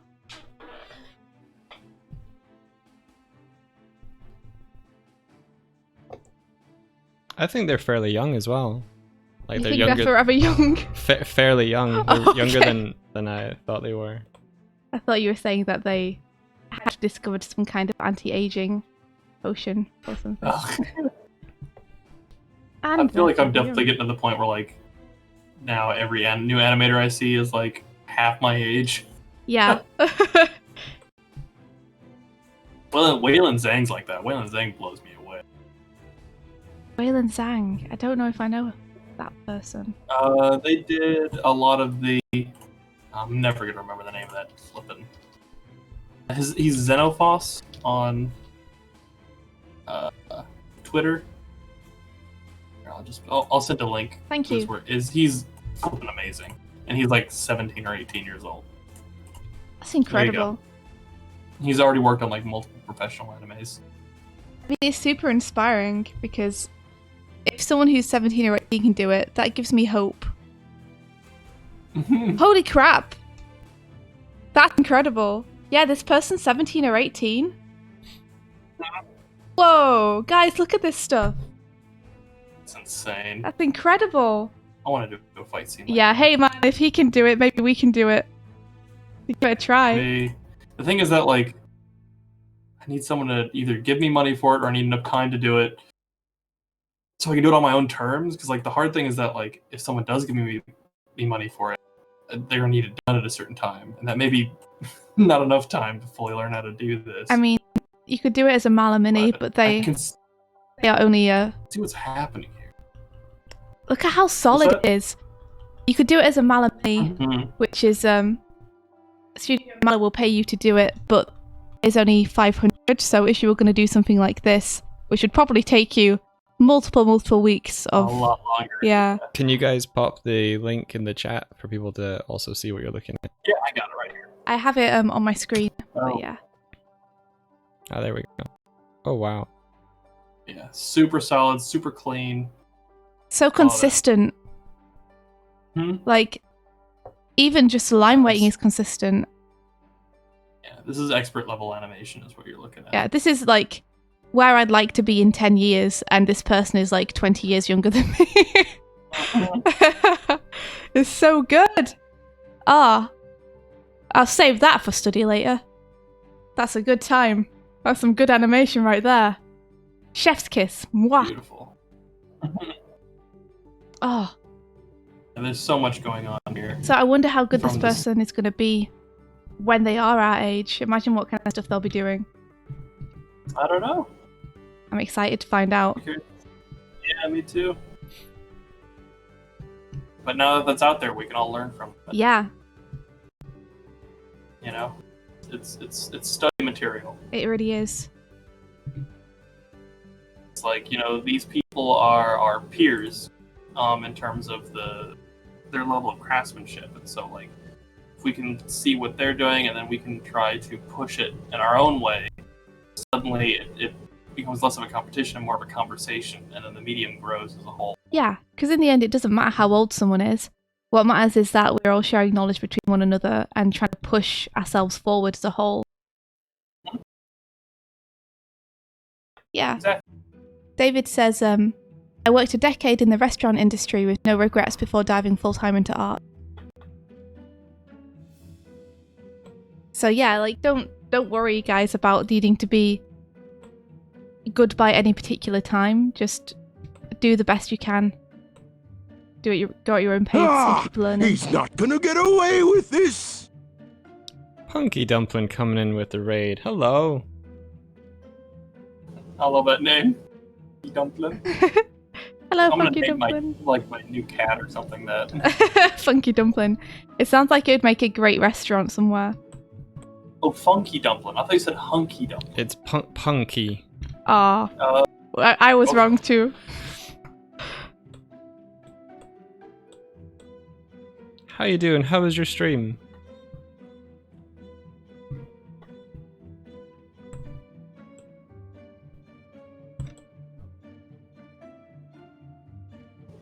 So what's on your agenda for tomorrow then, Pat, if you are up late into the night tonight, working on these? Well, I might be calling it a night for pretty soon. I got some crazy effects kind of keyed out.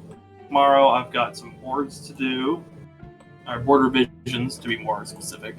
I've got more effects stuff to do, and I get started on doing some rough boards for a new scene.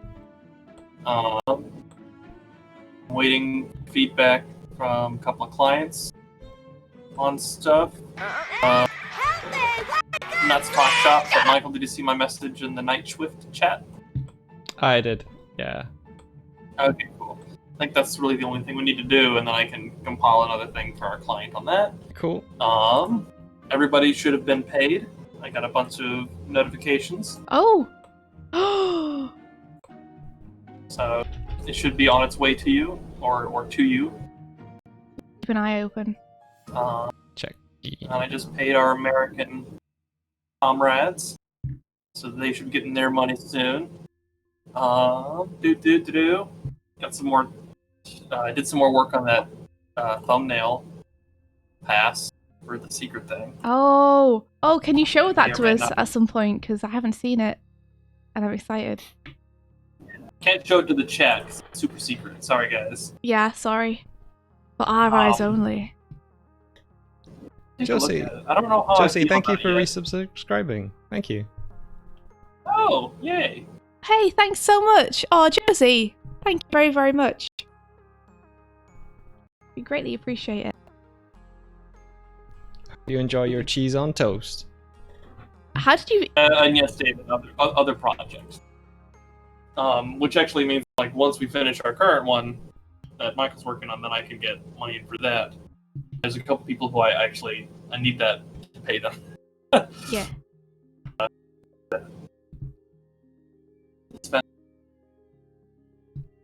We got it in our budget. We just got to get that influx so I can finally complete it all. Yeah. It must be nice that even though you're currently directing at Powerhouse, that you can, still take on some of the board work and such.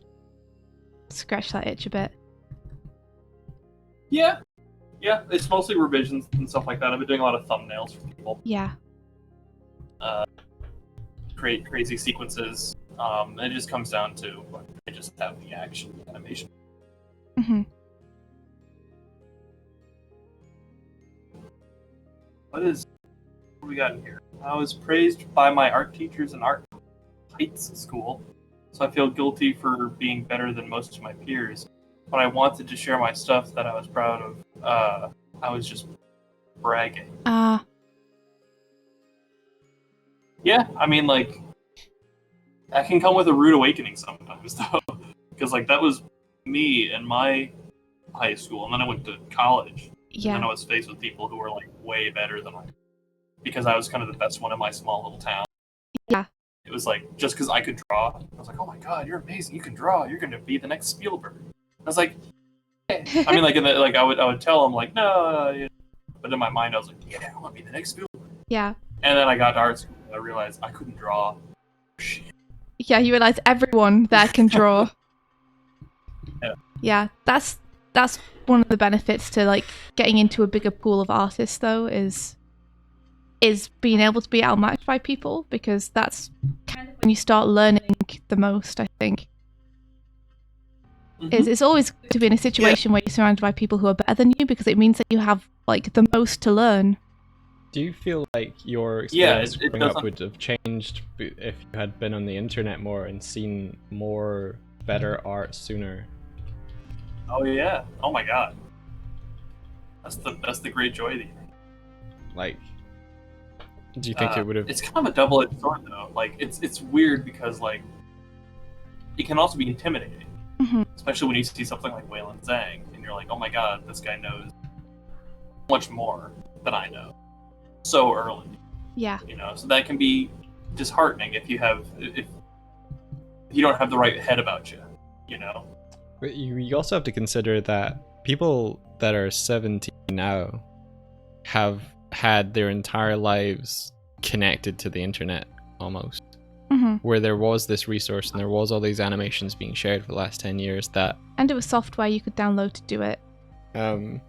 We can compare ourselves and our progress, but the world is different now than it was 10 years ago, and even more different than it was 20 years ago. Yeah, it's true.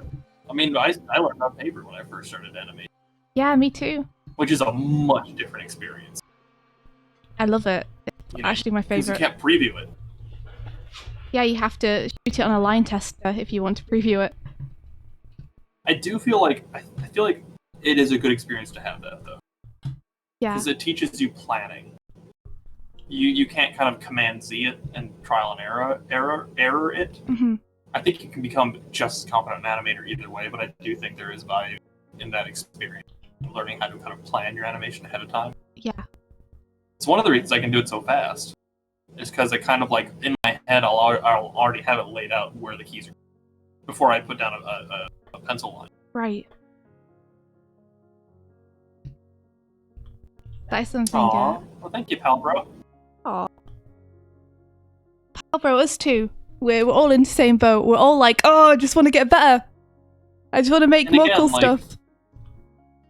Everyone looks at like child prodigy, but there's also like a lot of other people who, I bring up Milt Kahl all the time, who didn't even start off as like an in-betweener until he was in his 30s. Yeah. And he became like one of the best animators in like Western animation history. Yeah, one of the best And draftsmen ever. Yeah. You look at the way people learn. I think I brought up the Spencer one and Dana Terrace, where Dana got kind of early fame because she'd completed 100 sketchbooks in like a semester, or it was like a school year or something. Just did constant drawing. And then Spencer, who is an equally as talented artist, didn't complete one.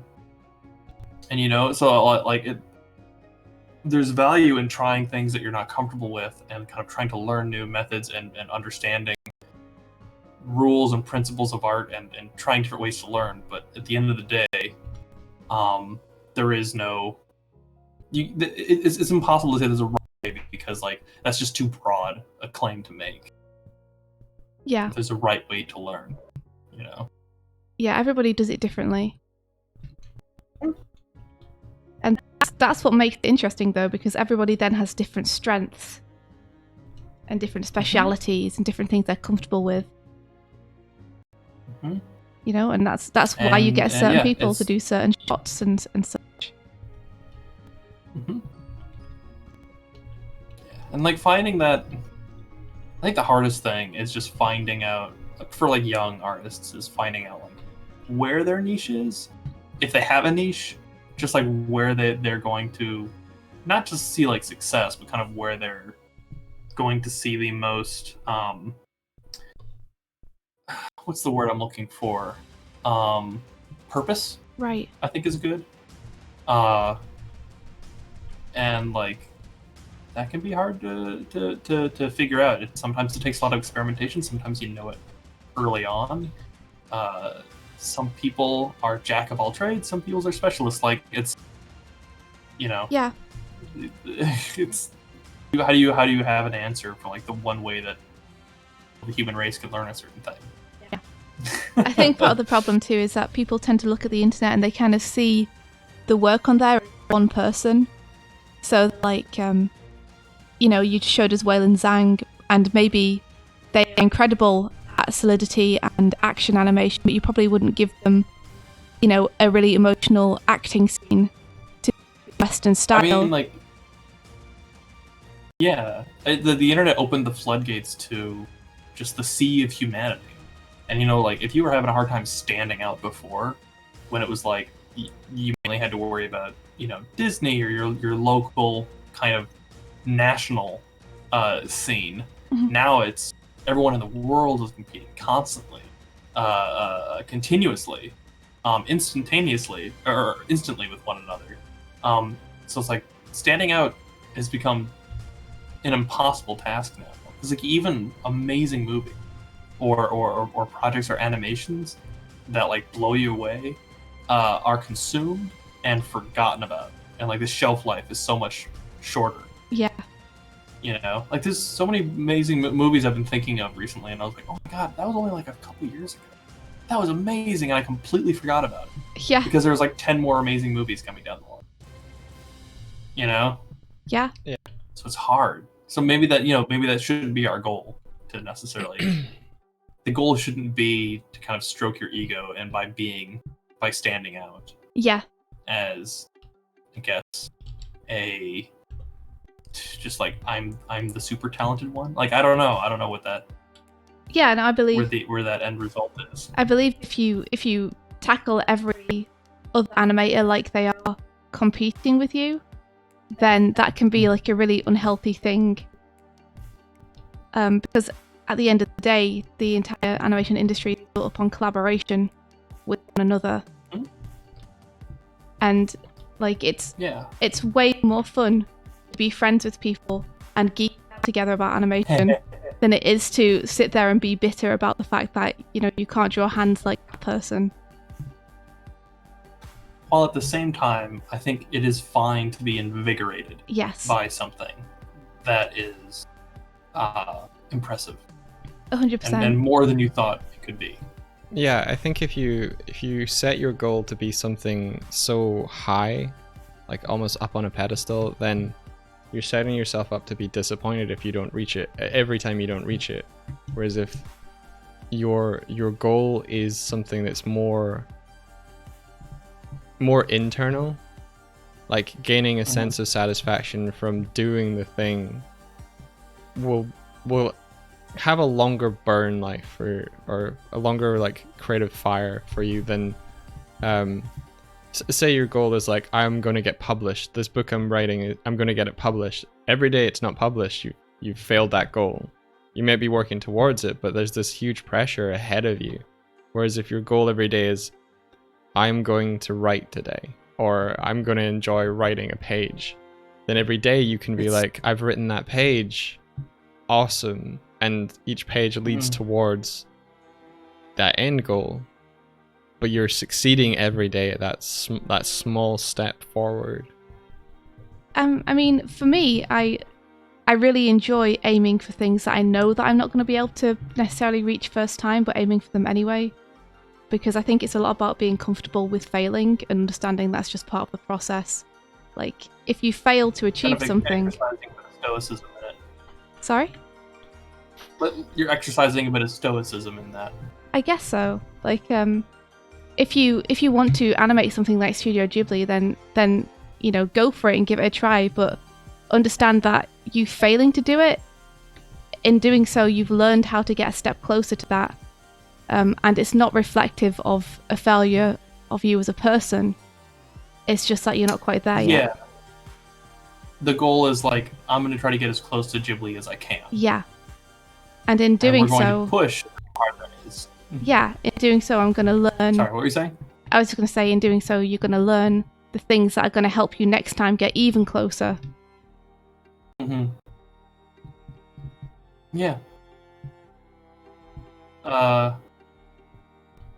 And it's like, I think it's fine to desire to leave a mark on the industry of some sort. Mm-hmm. I think it's interesting. I think like when it comes to entertainment and it comes to like this world of craft, this craft that we have called our own.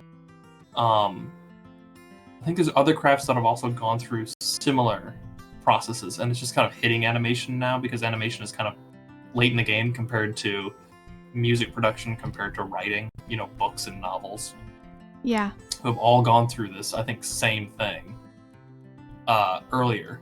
And like, you just need to look at where those industries are and like what's happening with them and where they are. You know, you don't really have big rock stars like you did in the 80s or the 70s, you know? Yeah. You have big stars. You don't have like the ones, right? There's not a Beatles necessarily right now. There's people who are popular, but there's not people who have that popularity because the field is so much more expansive, right? Yeah. And I think that's happening with animation now too, where we're seeing a lot more of like indie things and like people kind of garnering a smaller pool around them. But being able to exercise a little bit more creative freedom, I suppose, across the board. I don't know. Maybe I'm just rambling. I think in terms of animation, you have your Walt Disney's and your Hayao Miyazaki's, where the name is recognizable outside of, well, I say the name is recognizable outside of the studio, but the name of Disney is the studio. But if you know what I mean, like, Yeah, there are a couple of people who become known. yeah. But their names are only really known inside of the animation community, and then just a little bit beyond. But like, name an animator at Ghibli. Yeah. Hayao Miyazaki. You know? Yeah, I know. I think because animation is such a work of so many people all at once, it's hard to isolate an individual, whereas something like a band is 5 members. But name the sound engineer that worked on a certain album of one of the Beatles tracks, you know? Or I think with the way that the world is now, music production can be done in a bedroom, and you can be like for instance, I had never heard of Grimes for years, and then this year I was like, oh cool, Grimes, and then I learned that they started out making their own albums in GarageBand on their own, and that they enjoy the process of engineering their own songs, and they would rather do that than have someone else work on their track. I was like, wow, that's cool, and also possible now. Yeah. Like, maybe it's a lot to do with wanting to make a cool thing rather than wanting to become known and famous for it. Because if your aim is to make a cool thing, then you're going to be satisfied every single day that you're working on something you think is, you know, testing you and that you can bring it on. Whereas if your aim is to get really well known, then, you know, that's how well known is well known enough for you. Yeah.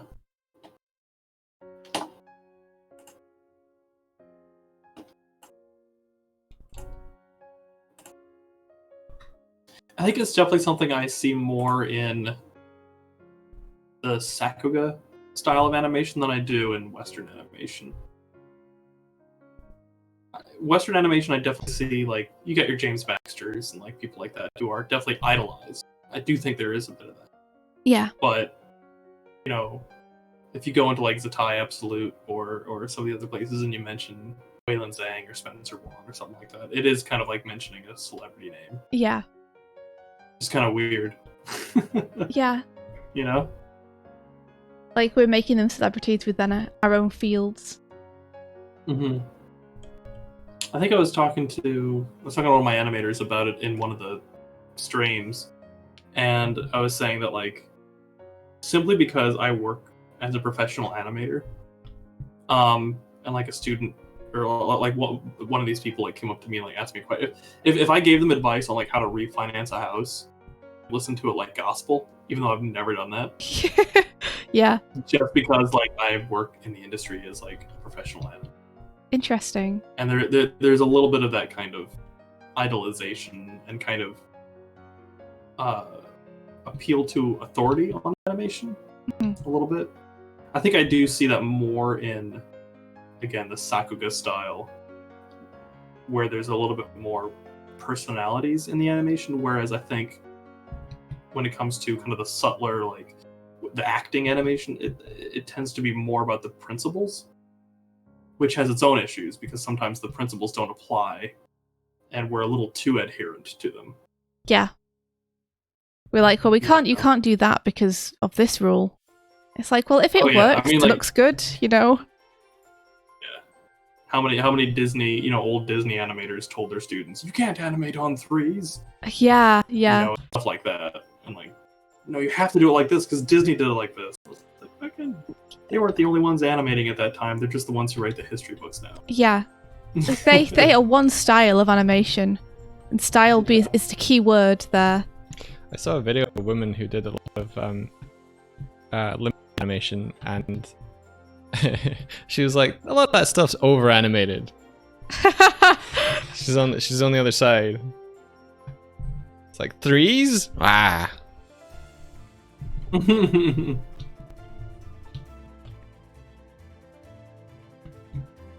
Oh man.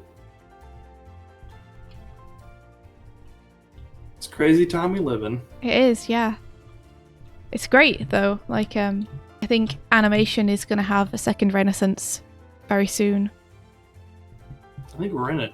Yeah, I think you're right. I Actually, think we're seeing it right now. it's happening. Yeah, just look at like what came out in the last few years. Yeah. I can't tell you how many times I go back and look at Spider-Verse stuff. Oh my gosh, Mike and I just watched that again. I think day 4 yesterday. Yep. And you look at like Rise of the TMNT, the crazy stuff they're doing. You look at Gumball that came out like a few years ago. We have also just started watching Rise of TMNT, and we're like, every single board pass I see on that, and every single bit of animation I see on that, I'm like, oh! It kind of speaks to like what I was talking about, because like another thing that came out was the Dr. Seuss Green Eggs and Ham series. Yeah. Oh, that's so It's good. like, that one got buried, but like It's beautiful. that's an animated series that's fully animated on twos. Yeah, it's It's a huge accomplishment. the animation in Green Eggs and Ham is incredibly beautiful. We had Klaus recently, you know, like Yeah. like there's all sorts of amazing animes coming out. You look at the My Hero Academia, One Punch Man, you look at like all the stuff Studio Trigger's doing. Like I think we're in the middle of it. And it's just hard to see because there's just so much content. Because we're in it, yeah. There's so much content. Like how, like that's what I'm kind of talking about. Is like it's this explosion because the methods of distribution are so much more broad now. I feel kind of like we're at the beginning Like of it. streaming services and the internet and all that. Like you don't have to go through television, so you lose that bottleneck Yeah. and you lose that filter. I think one of the things that we're gonna see, like before it really hits as a big boom, is I think one of the streaming services is gonna create some original animation that kind of breaks through to a more Western audience in terms of an animated series that's not aimed at family or kids, and that's gonna spawn a bunch of the same kind of stuff of that. Hey, maybe we can do that. Yeah, Just gotta get someone to pick up our shows. yeah. We can only hope and try. Mhm. But I mean, you know, we also got things like, you know, BoJack Horseman, stuff like that, Yeah, which is animated. It's not like beautifully animated, but it is technically an animated show. yeah. Tuca and Birdie, that one's flipping crazy. I haven't seen that one. Like, it's a lot going on. And I mean, Rick and Morty.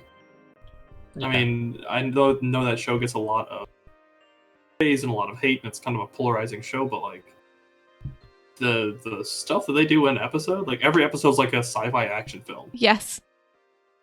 and like the amount of creative concepts that they just throw at the wall is insane in that show. Hmm.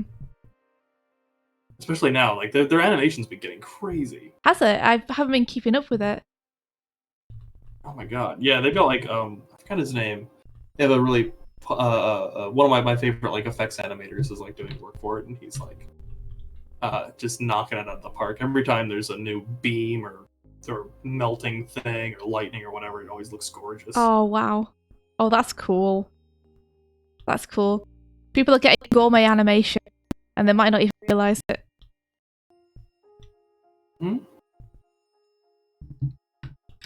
Yeah. So yeah. I wonder if there's going to be one thing that makes it super explode, or maybe like, are we going to plateau at some point? You know, at what point does the quality of animation eclipse the cost? Yeah. You know, like that's the other thing, is like, because people kind of keep demanding better and better animation, but it costs a lot, and it's like, you know, at some point, like, is that going to tip? Well, I think we're at an interesting Work. point now where animation production, one of the few medias that can continue to be produced, where you don't have to gather a large number of people. So, To a degree, it's still hard to get someone in an audio booth to record voice work. true. But you've got voice actors having audio booths at home now. Like they Well, I meant like for a show. all right, gotcha. Yeah, it's like it can be difficult sometimes even still. But you are right. You are correct. Like we don't have to get camera crews together and bring actors in, and like in a situation like this, where everyone is work from home. Yes, I think our productions are able to continue with much less difficulty than a live action production.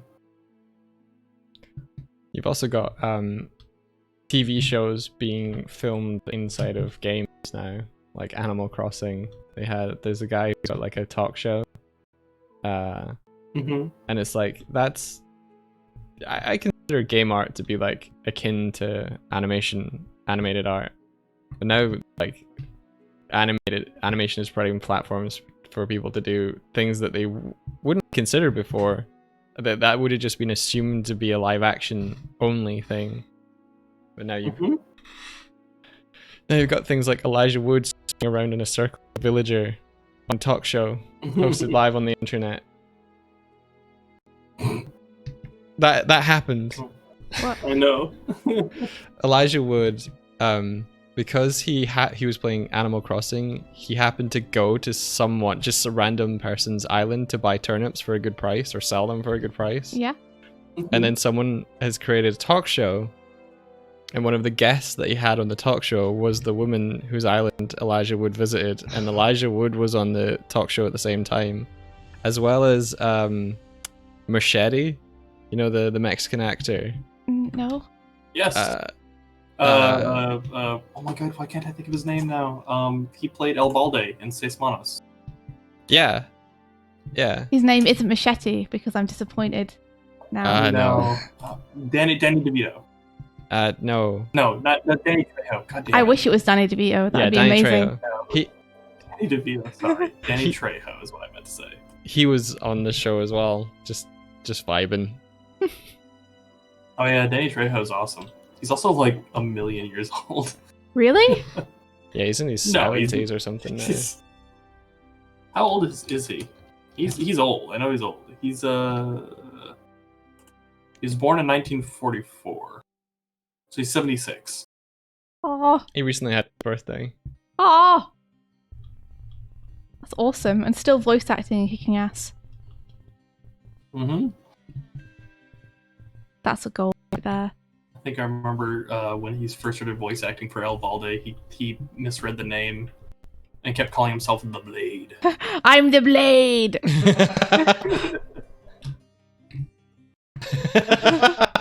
That's great. Pretty good. That is the fun thing about working on like shows like that, is you get to hear celebrities pop into the booth and then record their lines. Did they come to Oh, I know them from this show. It's so cool. That did they is come cool. to Powerhouse to record? You guys have your own sound stuff there. They go to an offsite location. Gotcha. Well, we do have a recording booth in the studio, but we use that mainly for our boutique work, not for our series work. Gotcha. That's super cool. A question that I used to get asked a lot back when I was working on like Wander Over Yonder was whether I got to meet the voice actors or the directors. And I had to always be like, no, we are the people they ship the animation out to. Like we don't get to schmooze around with any of the people who actually write the show or voice acted the show. We are like many, many miles away over the ocean. Is it Craig McCracken? Yeah, Craig McCracken. Yeah, he was He's the, he was the director director of of Wonder. And people were like, "Oh, have you met Craig?" And you're just like, Nope.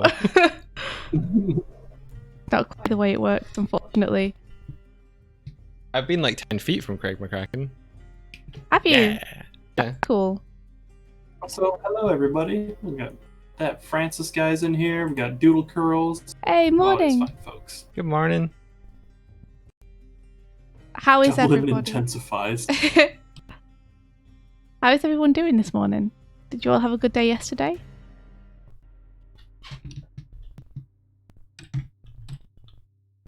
Got a coffee cup for you, India. I'm gonna post it in stream. A coffee stream cup? talking. Okay. I'm very There you go. interested in what this could be.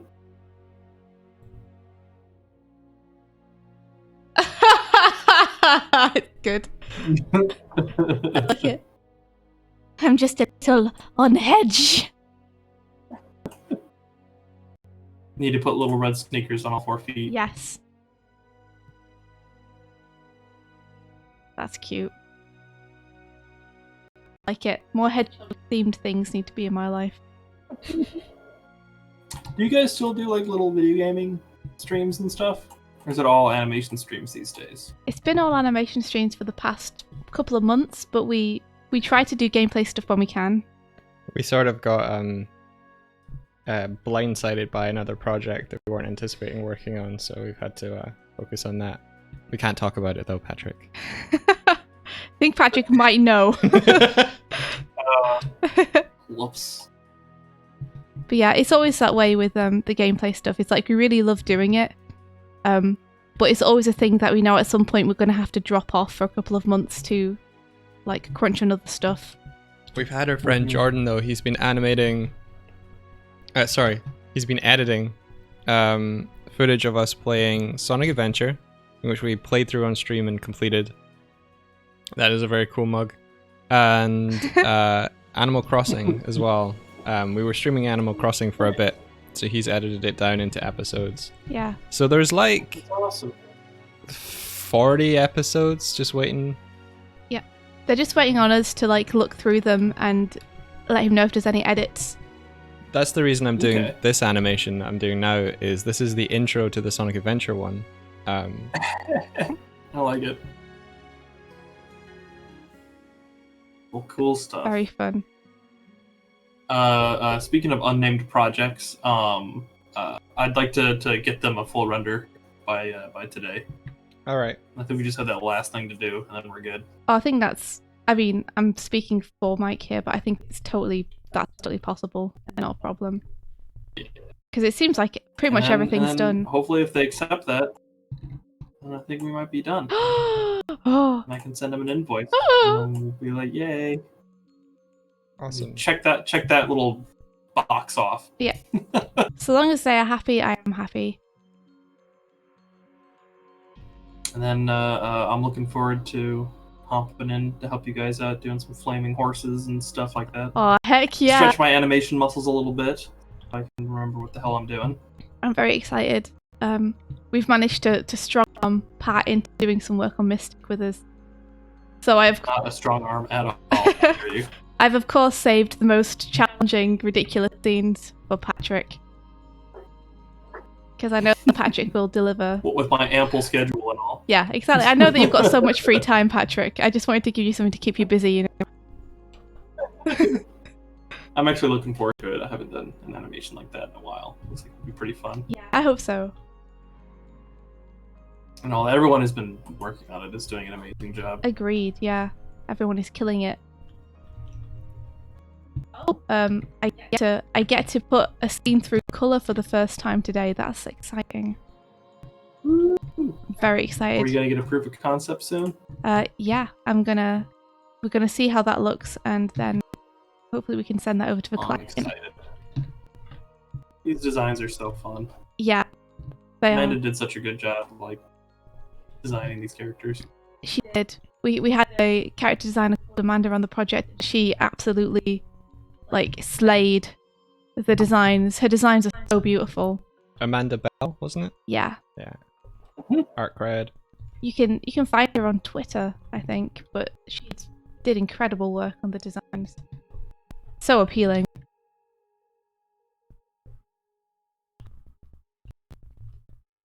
So good. Oh, everybody's doing. Ver's doing great. Brianni's doing great. Emma, everybody. Yeah, oh guys, that's awesome. I'm glad everyone's doing good. I'm just saying, like from looking through, like it's just been fantastic. Yeah. if any of you are at all not familiar with NSP, Ninja Sex Party, they released a track recently called Mystic Crystal, which is a 12-minute song about wizards, as they described it, and parts of the music video that's being developed are animated, and the animated sections are being made by Knights of the Light Table. So that's to give you guys context for what Pat and India are talking about. That's the current big thing we have going on. I'm doing it, y'all. We are. We certainly. Nice light table. We're doing. Kicking ass. We're doing our best. Trying to make something that looks cool.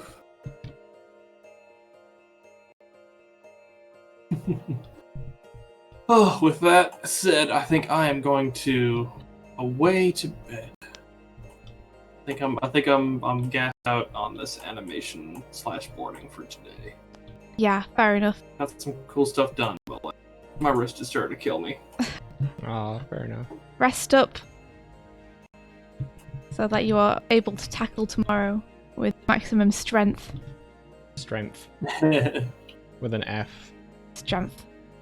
indeed. I wish you guys luck. Thank you. Kick ass on the stream. This is looking great. I love your edgy character. Thank you. And your animated storyboards. Thanks very much. It should be All right, fun. well, good luck to everybody. Yeah, good luck to you too, Pat. Sleep well. Take care, Pat. Everyone in the chat, make sure you subscribe and give them lots of love. Aw, they are incredibly supportive. Everyone who's in chat and viewing has been awesome. Every morning, you guys rock. Awesome. All right. Night night. See you Pat. guys. See ya. Bye. Yeah. Bye. There he goes, guys. Off into the night. Or into the early morning, as it may be for his time zone. It's probably like half two in the morning. Very early. The early word gets warm. And the hand cramp, apparently. Oh, 3:30 a.m. Ooh. Oof. Oof. David's like, not sure why I'm still awake, but I'm not working. David, get some sleep. You fool. Are we keeping you awake, David? Well, we're probably going to head off in a sec, so Oh, okay. it's just as well. Everyone can get some sleep without us squawking at them. I'm so happy I get to draw Edge. Oh, Edge! You're my boy. He's looking great. Never stop being you. Always keep those hands in those pockets.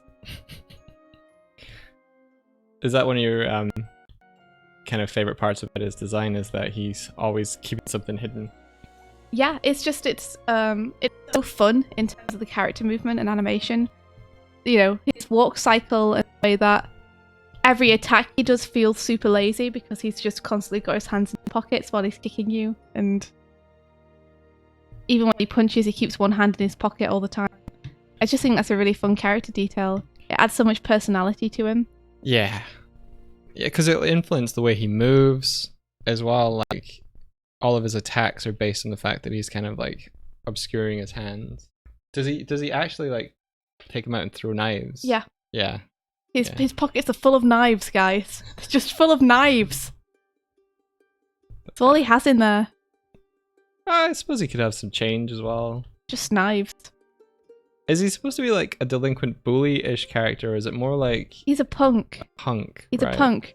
He's like the very particular Japanese brand of punk.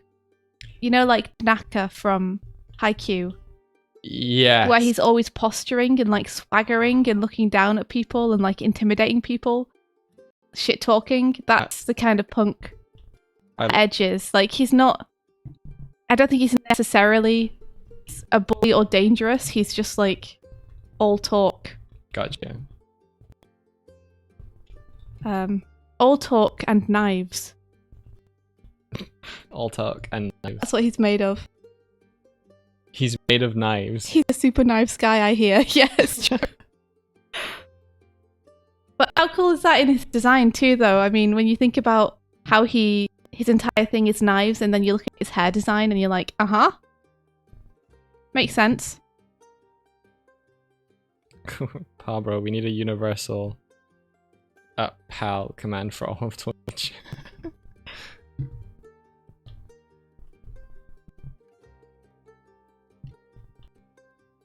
I do think the designs in rival schools are off the chain.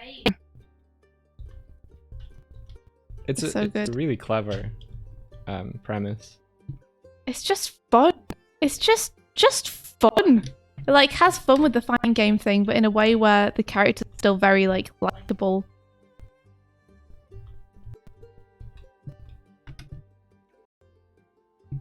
You know, it's a scenario that allows for all kinds of zany things to happen. Yeah, what are the other clubs and schools like in rival schools? So you have like the sports school. Yeah. That entire thing is centered around the fact that they're good at sports. Like they're all athletes of a particular sport or another. Yeah. Like there's a baseball guy? Yep. Yeah. That's where they're from. The baseball guy, the volleyball girl, and the football dude. And then there is the teacher faculty, where each school has its teacher that fights. And one of them is like, you know, the school nurse and counselor, and one of them is this teacher, the sports teacher who has a cane that he whacks you with. And then there's the kind of the guy who wears a tie but also giant metal shoulder pads. Who's he? And then you have like the main school, which is kind of just, yeah, we're heroes, we're cool guys. Right. Where you have, you know, the cool silent one, Lame. and then the main character with his metal vest and spiky hair, and then the cute girl who's like super peppy. And then you have the Americans, Roy and Tiffany. What do you mean the Americans? There's Bowman, who's like the huge black dude who's like religious but will kick your ass. There's Tiffany, who's like the blonde girl with the massive bazonkas who wears the American flag. And there's Roy, her brother, who has like the sharpest cuffs in the world. And everything he yells is in like really broken American. Oh, okay. It's really fun. Just all of them are so lovable. You know, they've all got so much personality. How did you discover this game? It came out for the Dreamcast, and I was like, I like fighting games. Okay. I'll pick it up. And I picked it up, and I was like, I love this. I think I might have seen a preview of it in the magazine too, because I often get drawn to games by the artwork of the characters.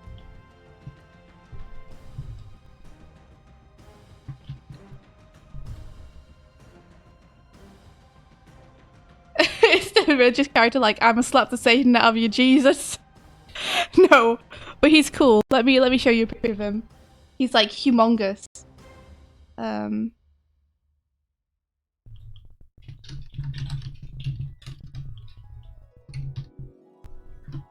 I should just show you each of the schools. So this is Bowman. I wish I could zoom in on him more for you. You have a tiny grandma on top of him there. What? This is him. I wish I had better versions of the artwork, because the artwork is so nice. It's beautiful. But yeah, this is him. Let me just look at rival schools. Schools. So. Or what about rival schools teams? So I can show you the. So here we are. This is. Oh man, I wish these images were bigger. Can't really zoom in. Let me see. Tools, size, large. That's a crop top. Is that Edge, or is that... What's a crop top? You just had like a really tall-haired blonde stacked character. Oh, that's the one which I've forgotten his name, but Pat was showing them to me because he was like, it's like a grown-up Edge. Oh, right. Yeah. Gotcha. Look at that guy. Yeah, unfortunately, I don't think I can find large pictures of the teams. But yeah, you have the sports, you have the main characters, this is the American team. Oh, that's Benny Maru from King of Fire. Okay. Yeah, cool. with Tiffany and Roy and Bowman. This is the teachers. This is the dude I was telling you about who just has massive shoulder pads. Would you say your art's been influenced by the character art in this? Hugely. Yeah. Hugely. It's still something that I'm aiming towards. Edian is the artist for a lot of this stuff. And an artist called Edian. And I adore their work with Capcom. So it's definitely a huge influence. It's something that I'm still shooting for and trying to learn from.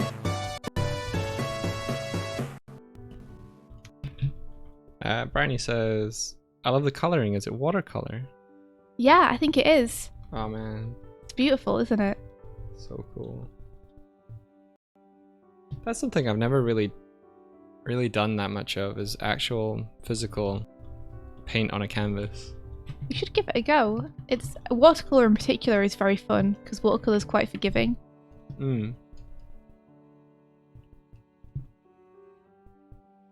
Maybe I could learn to watercolor some bears. I think you've tried that I have in the past. Did you find it fun? Yeah, I did.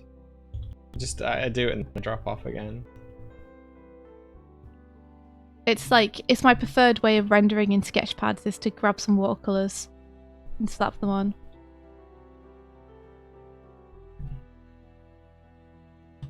I think we're gonna have to head off because it's past 9:30 now, Okay. and we started relatively on time today. What do you know? Yeah, we've been going for over 2 hours now. Oh, well, we are meant to be going for an hour and a half, so I don't think an hour and a half is long enough for me to get anything productive done. Personally, but I got my arm on this bear. I You got sure some did. background rocks passing by. Ah! He's not gonna go away with this! Oh, Orlando! Oh, Hey, welcome. Orlando, thank you so much. We're just wrapping up, but thank you so much for the raid. I hope you guys had a good stream. Yeah, I got my arm in, got the smoke recolored so that the bear reads a little bit better against it. I'd done your head already. And then the rocks in the background. I mean, not doing too shabby. Heck yeah. I tried to put a little bit of like distortion. You know when you're like on a train, Choo-choo. and you're holding a camera, and like when you filmed the top of the train and the bottom of the train, they don't line up because the way that the like a digital camera like films, it like stores the top slightly faster than the stuff at the bottom, so there's like that bend in the footage.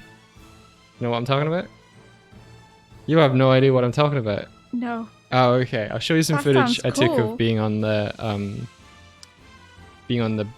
bullet train in Japan. But Okay. I tried to put a little bit of like distortion on these rocks, so like when they're going by, they're not like straight. I don't know why. That was just I think like- that's cool. like this is bending a little. I didn't know that you were an earthbender. Bending the. Alright, let's find somebody to raid. All right. So I can hit the workstation. And Semrania, thank you so much. Thanks. I was a bit too distracted by chats to do much on this, but I'm excited to do more tomorrow and get moving a bit more. Cool. It should be really fun. Yeah. I'm gonna just like experiment and have fun with it. Like, I like this frame. I think it's gonna be a fun time. Fun time. Well, thank you so much for joining us this morning. I've been mostly just focused on trying to get this animation finished. We have a free penis now and then in the chat. Hello. Oh, maybe Christine, for Amphibia, did we use animated rigs or draw frame by frame? Well, I only worked on the opening of it. I only did some shots in the opening, but in the opening we drew frame by frame.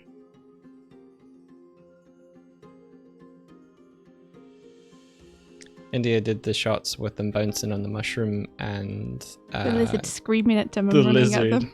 And Patrick, who was just on the call, animated the big chicken. Yeah, chasing them.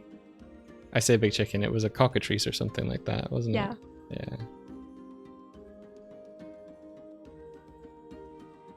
Let's see. Thank you, a free penis. He do kick good. Studio Trigger are streaming right now. Well, we could raid them. The problem with Studio Trigger is I love their streams and their animation, but they are entirely in Japanese. So when they're two people chatting to one another, I can't really tell what's going on. Are they in Japanese? Live drawing event with Yosuke Yoshigaki from something something. I don't think they're always in Japanese. Okay, well the ones I saw were, but... Oh, I think the one I saw was like, yeah, maybe it will be. Maybe Christine, the mushroom's one of your favourite shots in the opening. Oh, thanks so much. Thank you.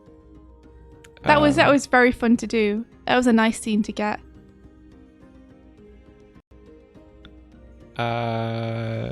Everyone's saying send us to Trigger. Trigger us, guys.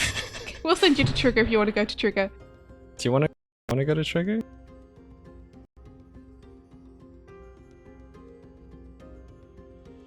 Professor Thorgy. You loved hearing me talk about rival schools. Oh, yeah. It's cool to find someone else who is also a fan of that franchise. It's so good. There's Studio Trigger or there's Gelatin Guy. Gelatin Guy's also, although Gelatin Guy might be ending soon because they're in America. I'm gonna let you decide, Mike. So long as you decide. Fuck it, I'm gonna raid Trigger. Okay, let's raid Trigger, everyone. They will know the name Doig Swift. Even if it's by them being ambushed by us via Twitch. Maybe don't scream any sort of raid thing at them. Maybe just play it cool. Yeah. Just be... Yeah. Just play it cool, you guys. Play it cool, guys. Guys, be cool, okay?